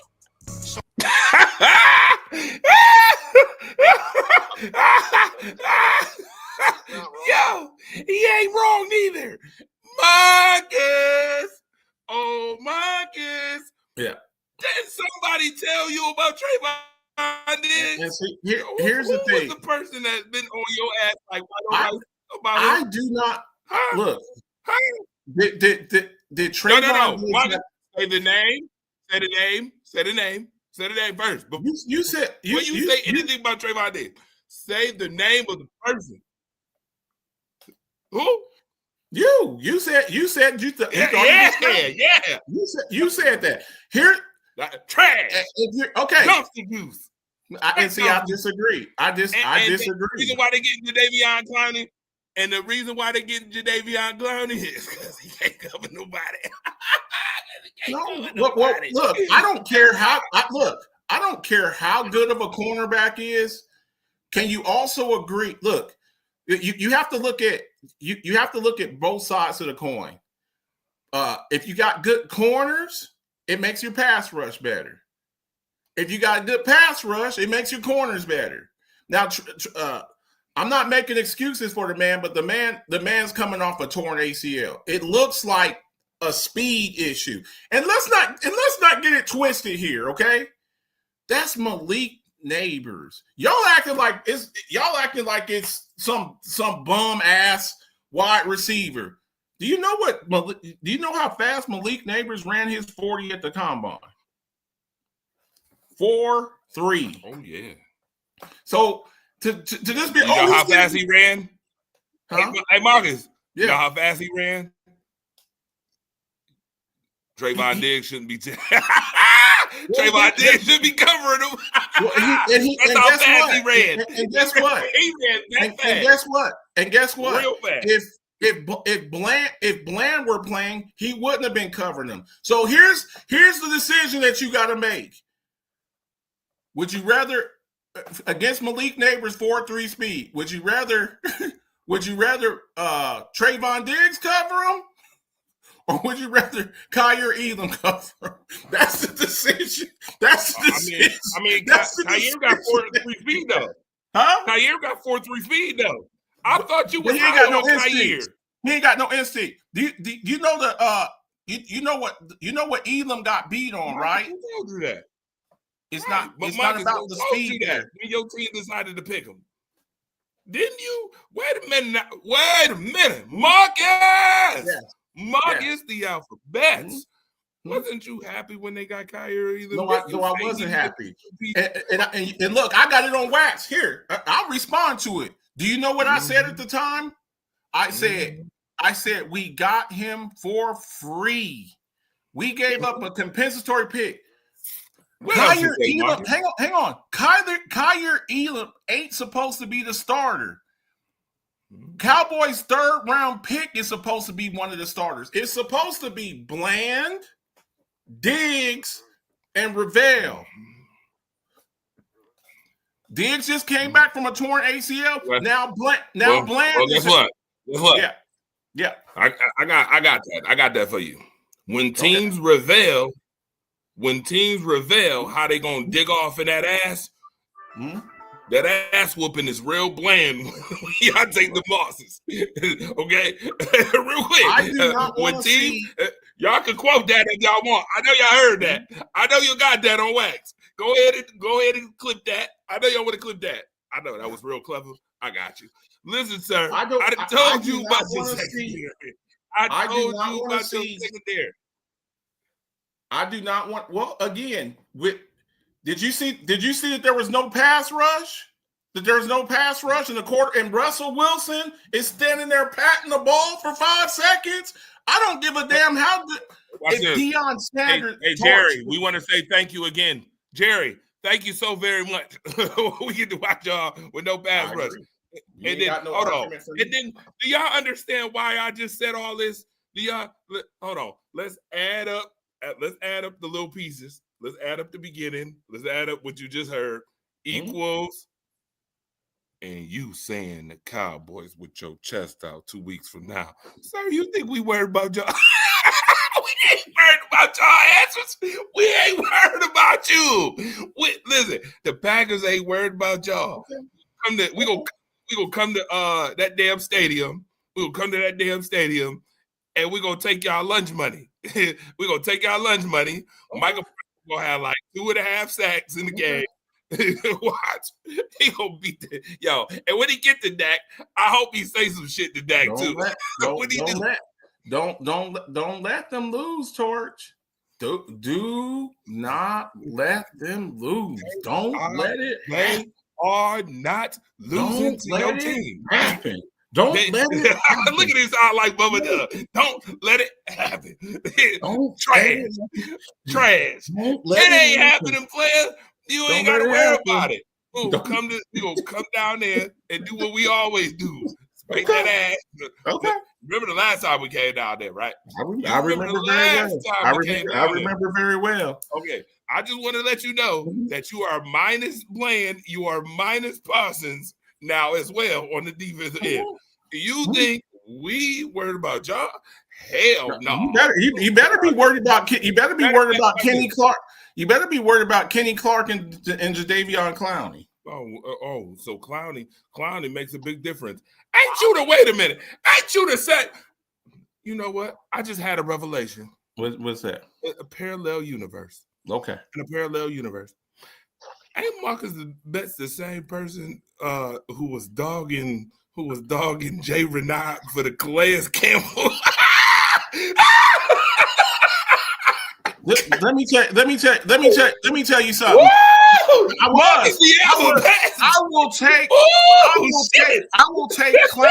I'll take Clowney every day of the week over 38-year-old Calais Campbell.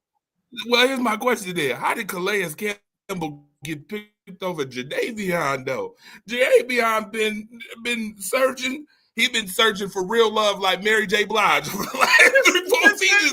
You want me to get started? Torch. What a lot of these and he's players still been searching.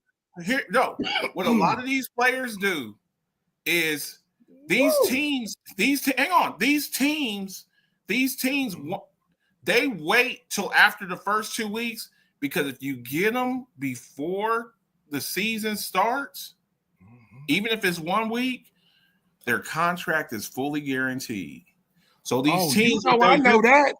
Okay, so what these teams do, do you think Stephon Gilmore can help somebody right now? Hell yeah. Okay, he's sitting at home right now, and what he's doing is he's waiting. And let me tell you something: the first cornerback on a championship level team, not wishing injury on anybody on the Bills or the Chiefs or the Ravens or something like that. And the first one of them, Stephon Diggs could come right on the Green Bay. That's what I'm saying. And he's sitting there, and when one of these teams is 4-0 and their cornerback goes down,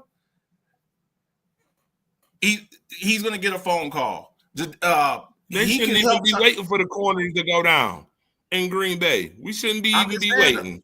But it's going to be on the line this week. Because a lot of these veterans like him, like Clowney, like Gilmore, like cats like that, they don't want to go to training camp. It's like, I just want to play football. Let's just get to the football part. Let's just get to the football. I ain't going to training camp. I'm not going to all these other veterans camps and all this crap. I'm gonna sit back. I'm gonna sit back. I'm gonna wait. Look, we don't wish injury on anybody here at Rise Up and Alphabets Football, so we don't wish injury on anybody. But what these guys do is they sit there and they wait for an injury and a contender. This is not okay. This team that's 0-4, they need a cornerback. I'm not going there. I'm gonna look for a team. Eagles, one of their corners go down. Eagles, Chiefs, Bills, Ravens. I'm gonna sit back and watch, and then I'm gonna make my decision from there. I'm gonna sign me a 1-year, $7-8 million fully guaranteed contract with some incentives, and then I'm gonna come there and play. That's all that it is. It's not that they can't play. It's that I don't want to go through all that other crap. I just don't.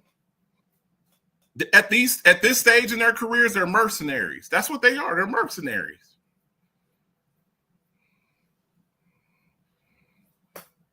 You still there? So that's all that is. Clowney, Gilmore. I'm trying to think. Is there somebody else? Is there somebody else out there? Running backs, wide receivers. You saw how long it took for Amari Cooper to get picked up. Guys like that, they come in like that. They're not trying to go through all of that other crap. They're sitting there. I'm sitting here waiting for an opportunity for a contender to have an injury, and then I'm gonna. Did you see how many quarterbacks Cincinnati signed this week? Did you see how many quarterbacks they signed this week? The Cincinnati Bengals signed 3 quarterbacks. He got hurt on Sunday. It's Wednesday. They just signed 3 quarterbacks. That's all in their mercy. The Bengals just signed Desmond Ridder. They just signed Desmond Ridder, man. That's what they do. That's all it is, man. They're mercenaries, man. He said, "What's with the?" Hold on, Melissa. What you talking about? She said, "What's with the random ass comments?" Who we talking about? I think she's talking to Jeremy Romero. He just be saying stuff. I don't know. Oh, because he be talking football and he be like the 1929 Yankees won the. Oh, because he be putting out news quotes and stuff. Let Jeremy be. Jeremy, all right. So Clowney isn't better than Parsons. No, definitely. That's not what I'm saying. I just want to make sure you understand. We not worried about y'all clowning or no clowning. Okay. I just want to put that out there. Now, gotta move on. To the next. Gentlemen, it wouldn't surprise me if Clowney doesn't even get signed because he's asking for too much money, and it'll be his own issue because he's asking for too much money. He did the same thing last year, and he didn't really do nothing. Who's that? I would surprise me if Clowney. He sits at home the whole season. It wouldn't surprise me because they just signed him. He's already on the team. He practiced today. Yeah, Cowboys already signed him. They did sign him. Yeah, they signed him. We were talking about Gilmore. Can you, DJ Nico Shaw? Can Stephon Gilmore still play? Is he still a good football player? I mean, he's an average football player now. I mean, his years are behind him. But yeah, is he defensive player of the year type talent still? No, he's not. But I'm saying he's still a serviceable. Look, you just signed Joey Bosa, okay? He's missed 20. He said he was serviceable. Yeah, that's what I'm saying. He's sitting. It's not that he's not a good player. He's sitting back because veterans like him. He's got what? Gilmore got drafted in 2011. He was in the same damn draft with JJ Watt, not TJ. JJ. 2011 draft. The problem there is that Gilmore, at his age, at what, 35, he's still asking for money that as if he was 27. Like, come on, dude, get a grip. Like, you're not that good to be asking for all that money. The reason why he played last year is because Cowboys needed him. Well, and that's why they sit there and then they miss like the first 6 games, and you still get think of it like this. Think of it like this. You don't get picked up. Somebody gets really desperate. Okay, they get really desperate. You're in week 7 or 8, and you say, "Hey, I want $8 million with incentives." That's a pretty good setup, man, because you're basically getting to play 10 games and maybe playoffs, and you're making $1 million a week. That's pretty nice. Yeah. Meanwhile, you got the guy that's right behind the starter that's itching getting the play. Is it pissed off because you just paid $8 million for a 34-year-old corner when I'm 23 years old and you're not even giving me a shot? But then you're going to go and trade for Kyer Elam. That's booty cheeks. Well, again, I'm just saying that would be my mentality if I'm on the depth chart. Okay. Well, here's the thing: Dallas, they draft. Like last year, I would have been mad if I was on the bench. You know what I mean? Okay. Well, they drafted a cornerback. It's not true, but if I'm saying from my perspective, you go and sign a vet, and I'm sitting here busting my ass all season long, and then you go and trade for Kyer Elam that can't cover a cold. Okay, so how do you feel? How do you feel about paying $14 million for Joey Bosa, who's missed 22 games in the past 2 years? How do you feel about that? If you're an edge rusher of the Buffalo Bills, how do you feel about that? Goes down, which we know he will go down. It will go down.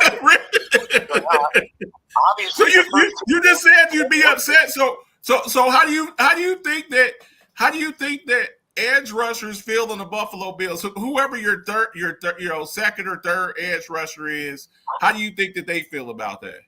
You said I'm looking at got an extension. He's happy as shit. He just got an extension. Ogunjobi's suspended. Hecht, he's suspended. So for Joey Bosa to still be in there and every single down for the first 2 games, we're getting what we paid for out of him because he's getting pressure. Okay. Over he hasn't gone down yet. Yes, in the beginning of the preseason, but when he does go down, yeah, we're going to be pissed off. But if he doesn't go down, we got what we paid for. What is the likelihood, over or under, Joey Bosa misses 6 games? Over or under? I'm going to say under this year. Over or under Joey Bosa misses 6. Over or under 6 games. Over or under for Joey Bosa 6 games. All right, I'll have it in a 2-part answer. And I know you know football, so you understand this 2-part answer. If he's healthy, by the time Ogunjobi and Hecht get back, his job just got that much easier because they got a lot more rotation to put in. Correct. If he gets hurt before that, then it's going to be an issue. Correct. I agree with that. Okay, that's fair. That's fair. Where you don't have to. He's you not. Have time to breathe. You got 6 linemen then. You know, I agree with that. See, that's the same point I was trying to make with you with Kaiir Elam. And people were laughing about the whole Kaiir Elam thing. Here's what you have to understand. I'm laughing. Look, a compensatory pick is what you get for trading away players. You got a compensatory pick, and you traded Buffalo, the compensatory free-ass pick that you got to Buffalo. Kaiir Elam was never supposed to be your starter. Generally, in a nickel set, you got three corners, right?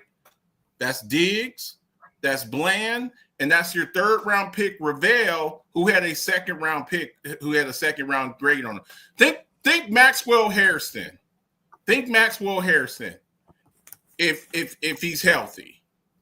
So that's all it is. Kaiir Elam is he's a Band-Aid. Unfortunately, you gotta use him right now.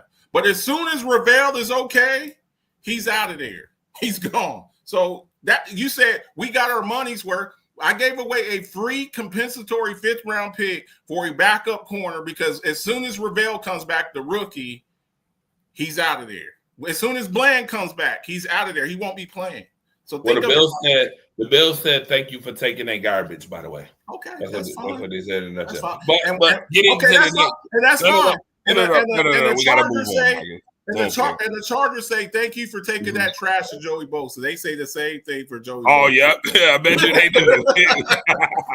I bet they do. That ain't got nothing to do. Listen, bigger problem for the Steelers, their run game or their defense? Defense. But because, again, we talked about this at the beginning of the show.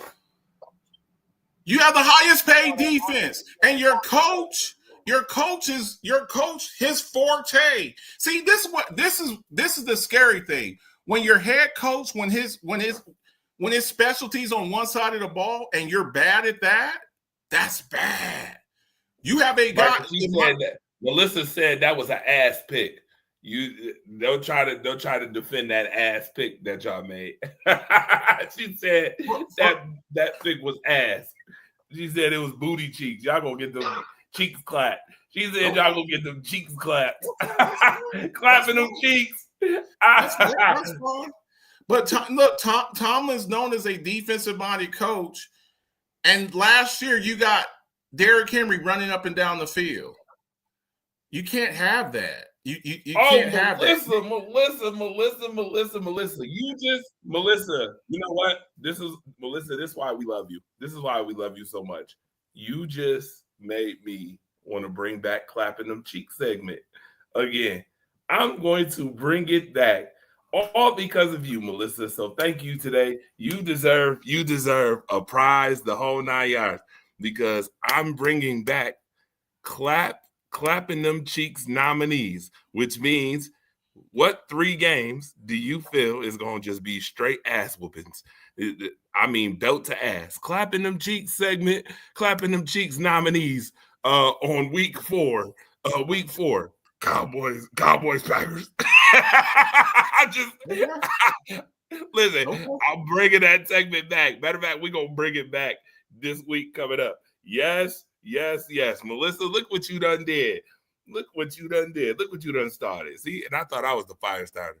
Hey, you over here starting fires that we ain't even going to put out. We're going to keep going for the whole season now. The answer is defense for sure. It is definitely defense. You put all that money into the defense.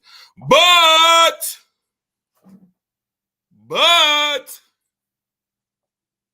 that run game is atrocious. And the thing about it is, you went and because Najee Harris was averaging three yards a carry. Yeah, he was 3 yards. The rest of the league, he never broke it. Marcus, ain't his longest run like 22 yards or some shit? He does not. He does not have a. His issue is, and me and Mona have talked about this. He's slow. He's slow. Look. When you draft a running back in the first round, when you draft a Saquon Barkley, who was the number 2 pick, let's not forget Saquon Barkley was in the same draft. He was in the same draft class with Baker Mayfield, Lamar Jackson, and Josh Allen. He was the number 2 pick in that draft.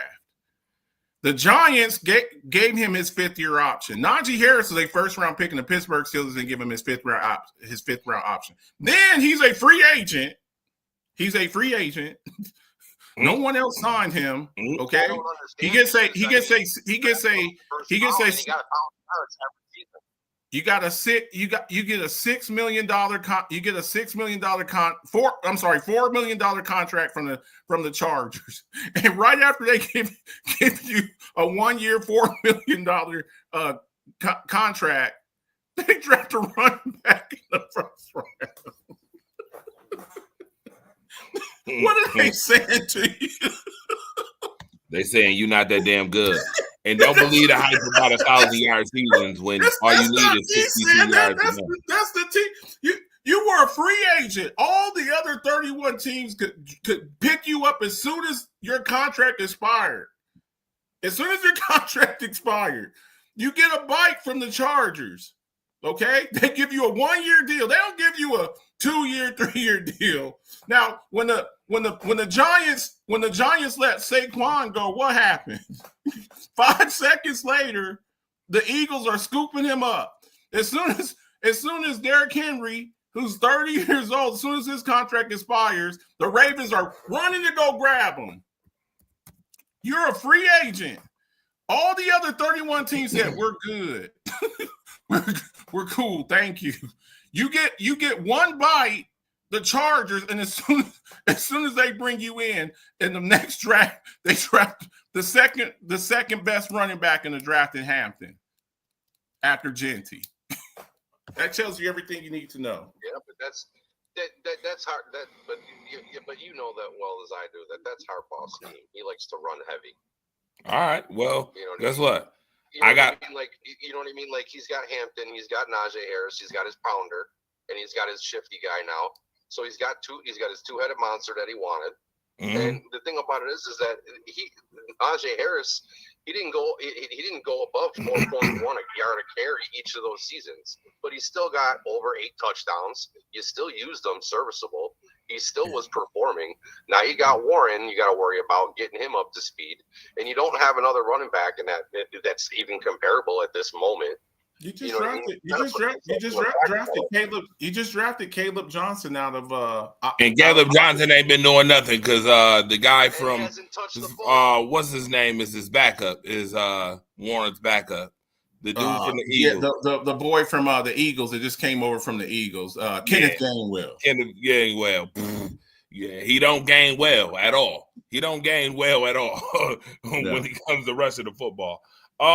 So with that being said, speaking of serviceable, listen, I'm gonna say this like I said it on the last show on Monday night, Rise Up, late night. I done told y'all about disrespecting my team. I'm tired of telling y'all about disrespect. Okay. I told y'all we rented out that division for 4 years and y'all ain't did nothing. I'm going to tell you right now, two of the biggest losers, y'all want to talk about losers? Two of the biggest embarrassments in football was two of the NFC North teams last year having 14 and 15 wins and getting y'all ass smoked in the first round of the playoffs. One had a bye and the other one got smoked. They were both 14-win teams. They both won 14. Oh, okay. I don't give a damn. 14-win team, Barty shot. No, they weren't, sir. Detroit was 15-2 last year, sir. Are you sure? Yep. I thought it was 2-14. I'm positive because the last week of the season, you don't remember the last week of the season was against they played each other. It's whoever won that game. They won the division. Yeah, that's because Detroit won. They had 15. I'm almost sure of that. You had 2 NFC North, 2024 NFC North stand. You're right. Yes. Right. Thank you. You're right. Thank you. You're right. Embarrassing. 15-2 Detroit Lions get your ass whooped on week one. I don't want to hear the excuses. Oh, well, we had 20-something. I get it. Hold on. There. Now it's time for my impersonation. Yeah, you seen it coming. Hey, look at his face. He saw it coming. Who you play with matters. Who you play with matters. You seen it coming. I'm trying to tell you this. But I heard that. And then this year, to start the season off, you got your cheeks clapped. We've been written out the division to y'all, and y'all ain't did nothing. And now I got to question the Minnesota Skull, who's been getting scolded 2 weeks in a row, even though they won the first game with a 3-touchdown performance in the fourth quarter. But they've played one quarter of football, and they've already been in 2 games. And that guy, J.J. McCarthy, that I told you about, wasn't going to be that good and ain't that great. He's on the bench because he's injured. So, Marcus the Alphabets and everybody watching, do we hold reservations for the Minnesota Vikings after 2 games being played? My answer is hell yeah. Hell yeah! I told y'all asses what was going on. Here's a bad thing for him. So it's good news and bad news. Okay, here's a good news. Here's the bad news. Your starting quarterback is hurt. You do have a veteran, Carson Wentz. You got a veteran quarterback. Okay. Aaron Jones is also hurt. He's going to miss some time. He's going to miss about 3 weeks. You got a good backup for him in Jordan Mason. Jordan Addison got suspended. This week here will be his last week of being suspended. So you'll have Jettas and you'll have Jordan Addison. So you have some injuries, but you have some competent backups. I'm not saying they're work. I like Jordan Mason. I think Jordan Mason should be the starter over Aaron Jones. I love Aaron Jones. He's from here. I think the word of him went to the same barbershop as me. I watched him play in high school. But at this stage in his career, he's a little dude. I've stood next to him. He's not that big of a dude. I would start Jordan Mason and I would bring Aaron Jones off the bench. You'll have your 1-2, you'll have both of your starting receivers in Jordan Addison and Jettas. And can Carson Wentz hold it down for 2 or 3 weeks? I think he can. So if Carson Wentz can hold it down for a couple of weeks, they should be okay. Just unfortunately for them, the division you play in is just it's a brutal division. So we'll see what happens. Sir, Carson Wentz can't hold tea. Okay. He can't hold tea, let alone water. That's you over here trying to. Do you hear Marcus the Alphabets over here with his optimistic ass? I ain't optimistic. You shouldn't be optimistic. Because they already started using Mason. They already started using Mason more than Jones. I already said that. I said that when you mentioned it in your morning show. They already been starting Mason more than Jones anyway. He needs to play. He needs to play. By the way, Marcus the Alphabet. Yeah, you shouldn't. Marcus the listen, y'all. I know y'all watching. Do not let Marcus the Alphabet sit up here and lie to the general public. He don't believe that. You want to know why he don't believe that? Because he need his Bears to perform, or he gonna lose the damn bet. And with bets, you want to lose another bet to the 5-starter? You don't lost enough to the 5-starter. You want to lose another one? Because that kind of talk right there, Mr. You believe in Carson Wentz? I don't. I preface it by saying if Carson Wentz can hold serve. What does hold serve mean, sir? Wait a minute. That means what hold serve means. That means split. That means split. So it's looking like McCarthy. You said split what? Split what? Split. That means if McCarthy's gone 4 weeks, which is looking like that between 3 and 5 weeks. So let's just average it. Let's take the middle ground. JJ McCarthy misses 4 weeks. They said between 3 and 5 weeks. Let's say a month, okay? Come on. He's got to go 2 and 2. He can't go 1-3. He can't go 0 and 4. He can't go 1 and 3. You can't go 0 and 4. If you go 2 and 2, you got a chance. But if you go 1 and 3, I'm prefacing it by saying it'll be. You said no. I said it. Yeah, you better preface it. You better like it. Carson Wentz if he can hold serve and quick. split. Yeah, explain what hold serve means, sir. Wait a minute. You said if he can hold serve, right?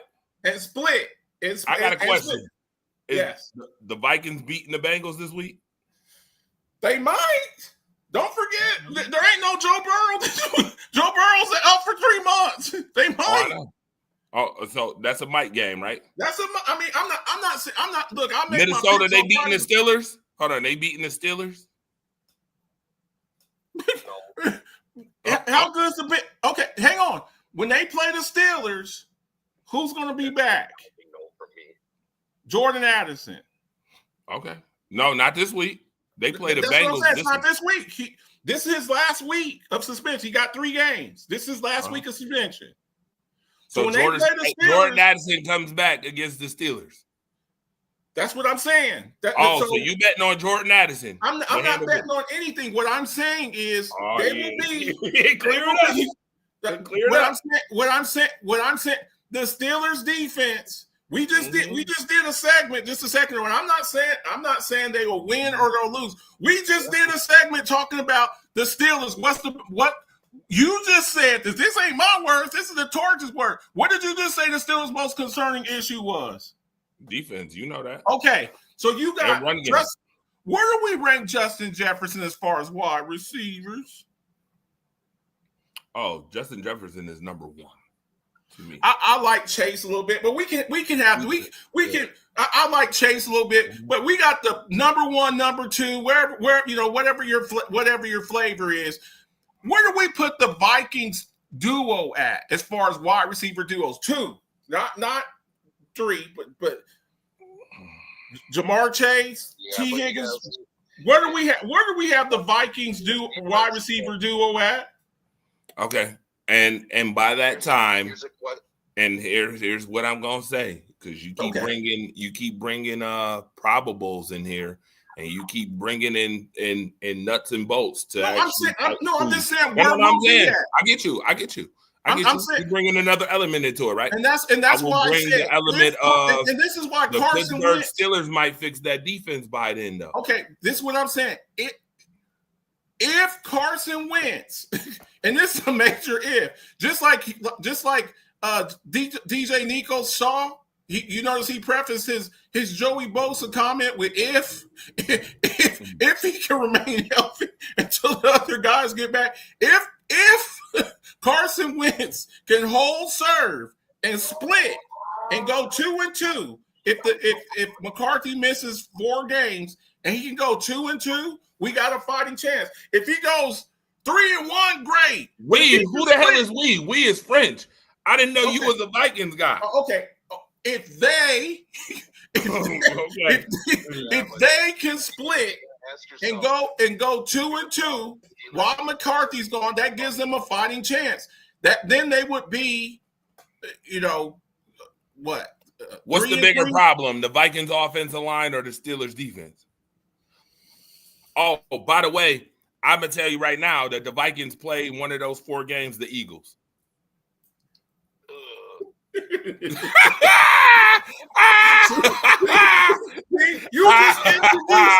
just introduced a whole other element that just. See, that's what you get. You over here, Mr. Hold Serve. Mr. Hold Serve. That's their problem. All I'm saying is Carson Wentz has got a whole serve. Hold on. They're only. You remember when basketball players that would have been a and one. You remember that 1 year? You remember that 1 year that Dak Prescott got hurt and Cooper Rush went 3-1. That's what they need. That's what they need. They ain't gonna get it. They're not gonna get that. So you over here wishing upon a star, literally, for a whole nother team. I'm just saying. I'm not wishing for nothing. I'm just saying that's their only. They got 2. Bro, Torch, wait a minute. Torch, they got 2. Wait a minute. Torch. What's this? You want to hear some bunny? Okay. Here's another one. Here's another and one for y'all, folks. Y'all ready? Marcus worried about the next 4 games. Marcus need to be worried about the next 3 games after them 4 games. If they go 2-2. I don't give a damn. You know what? I'm changing my stance. I don't give a damn if they do go 2-2. They're not going 2-2, but if they just do go 2-2, well, after that Eagles game, they got the Chargers, the Lions, and then the Ravens. Have fun, sir. Yeah. And you think holding serve matters. Have fun with that, sir. Have fun with that too. But let me say this though. What I said, if he goes 1-4, see, they got 2 chances, Torch. You want another 2 chances? Slim and none. They got slim and none. If they split, they got slim chance. If they now you're talking. You sound right now. If they go 1-3, you sound right now. If they go 2-2, they got a slim chance. If they go 2-2, they got a slim chance. If they go 1-3, their other chance is none. Because those other games you just mentioned, they might. So they got two chances. I smell a lot of clapping cheek segments coming off coming at the benefit of the Minnesota Vikings coming up. Clap them cheek segments coming up. Yeah, well, there's smoke, there's fire, sir. Nah, you wouldn't sit here. Slim and none. That's what they got. This is how you got to get him. You got to set him up. When you talk to Marcus or betting, you got to have your chess pieces already ready. You got to have 4 or 5 moves prepared. He ain't see that one coming. He ain't see the Eagles coming, and he damn sure didn't see the other 3 games after. Slim and none. If you don't split in these next 4 games, if you split in these next 4 games, you got a slim chance. If you go 1-3, if you go 1-3, you got no chance. So they got 2 chances, man. They got 2 chances. Well, thank you very much, because today's show was really good, because Melissa made me want to bring back Clap Them Cheek segment from before, from Ghost's Past, the Clap Them Cheek segment. We had a good time sitting over here debating these topics. I didn't even get to all of these topics again, because we just had so much fun. We didn't do our top 5s from last week, and we didn't do a couple on this one this week. But I will introduce who's spewing that dumpster juice to Marcus the Alphabets because he hasn't been a part of this segment. DJ Nico Shaw cracking up because he already know what time it is. You already know my answer. Yes. So, for those who do not know about who's spewing that dumpster juice on Rise Up late night on Mondays, who's spewing that dumpster juice is the 3 worst team performances of the week. So now look at Marcus' face. He's like, oh shit. You gotta pick 3 teams who had the worst performances in week 2. Okay. Miami Dolphins. Miami Dolphins, no doubt about it. Clap. I'm thinking.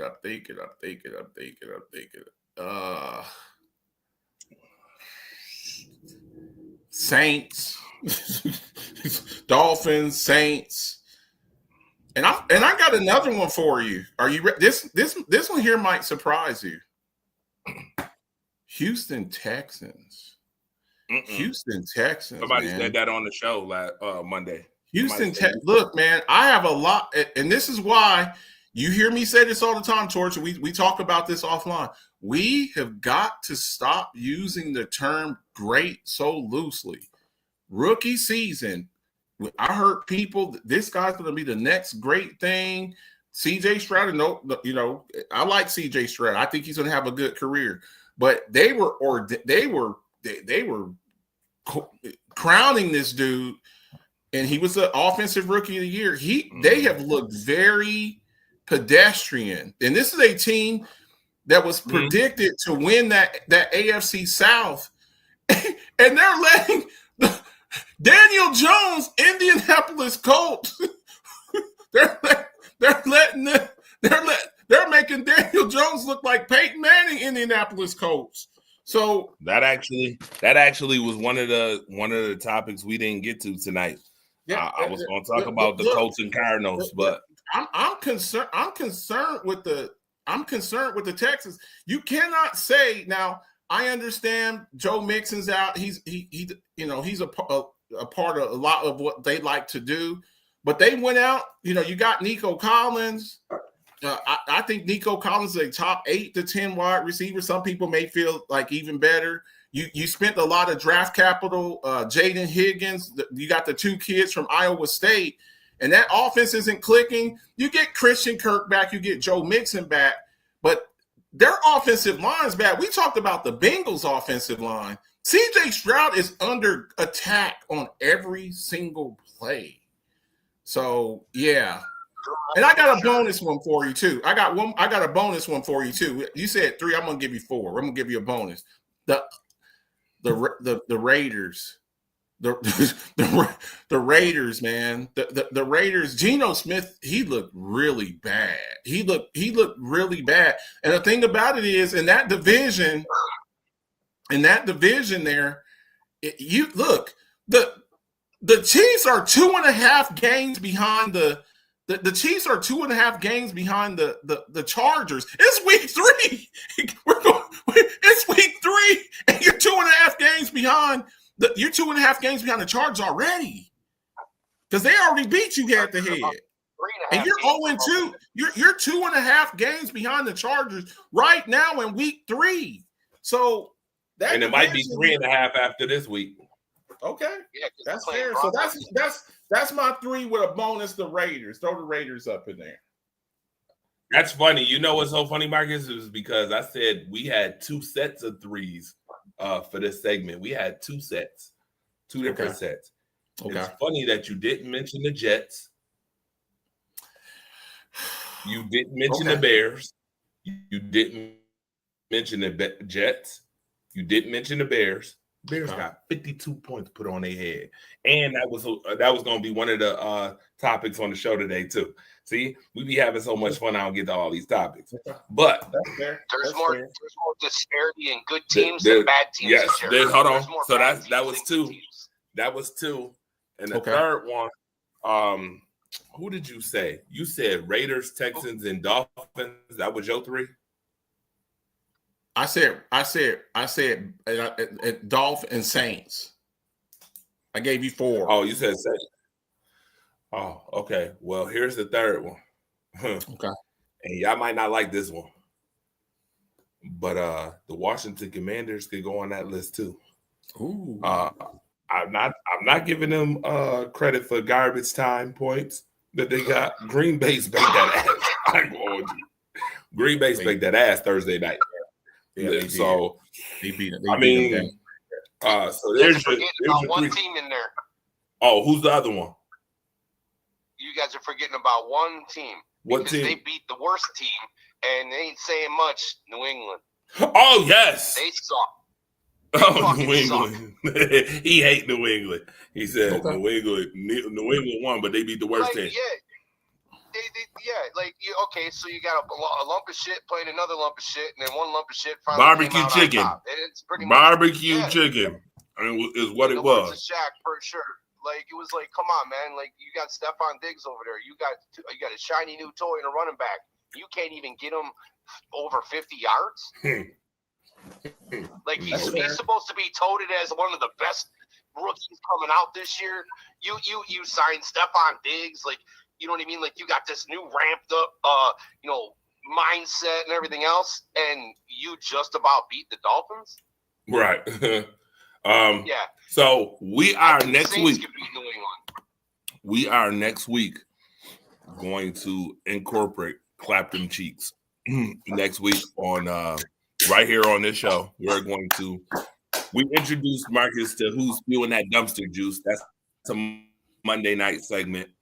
Clap Them Cheeks will be the Wednesday night segment since it happened on Wednesday night. Melissa bringing it back.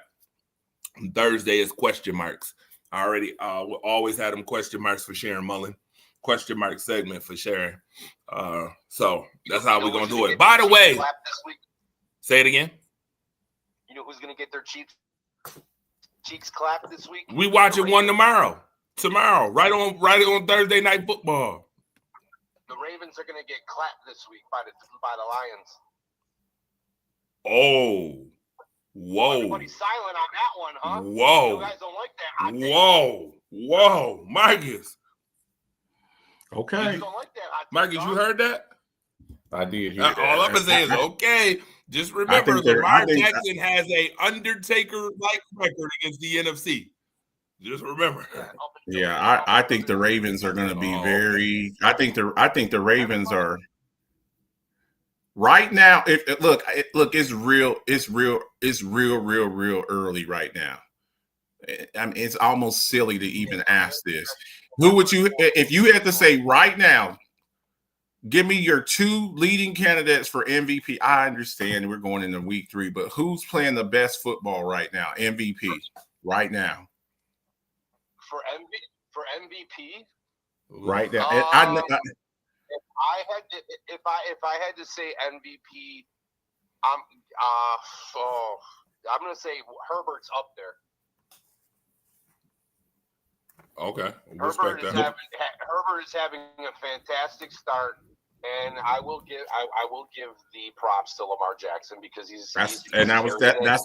that's what I'm saying. I think Lamar right now, I think he felt a little bit, and again, I want to preface this. I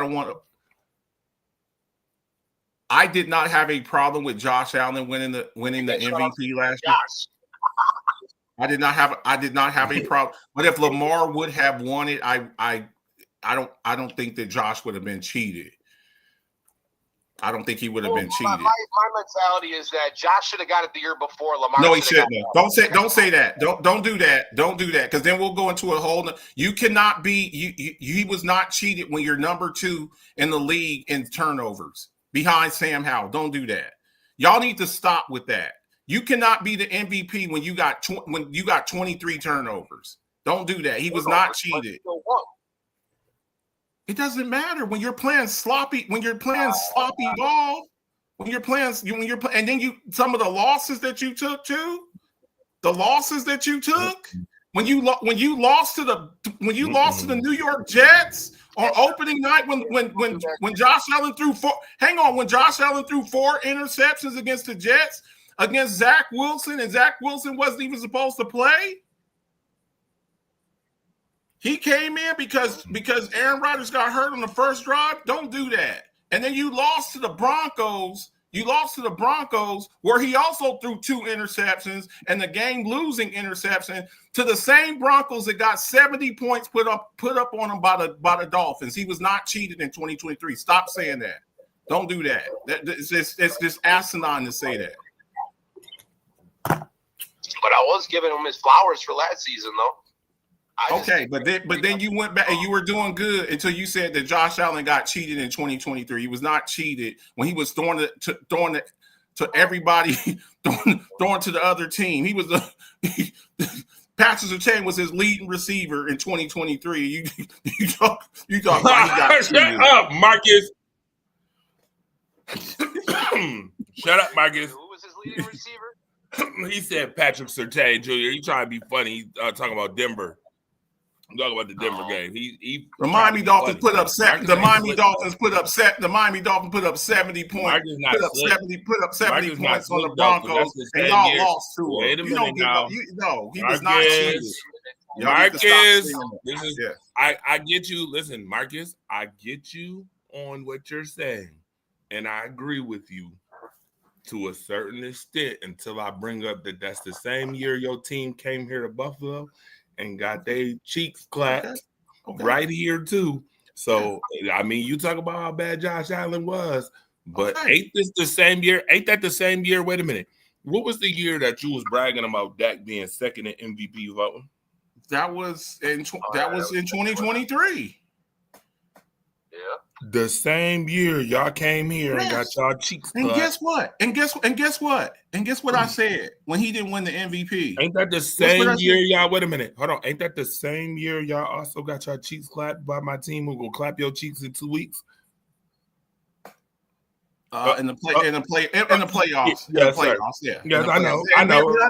But that's not the playoffs. I'm talking about a regular season game before when the votes are going in, because the vote. Yo, DJ Nico, y'all stop laughing.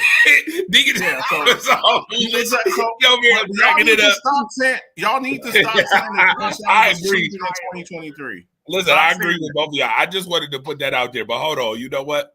We in overtime right now on World Class Wednesdays because the show, you already know how we do on the show. But Marcus, I got one last question. Okay. Yeah, it's Herbert and Jackson right now, though. I agree with those two. Mock is the alphabet. This ain't got nothing to do with NFL. Okay. Floyd Mayweather or Terrence Crawford?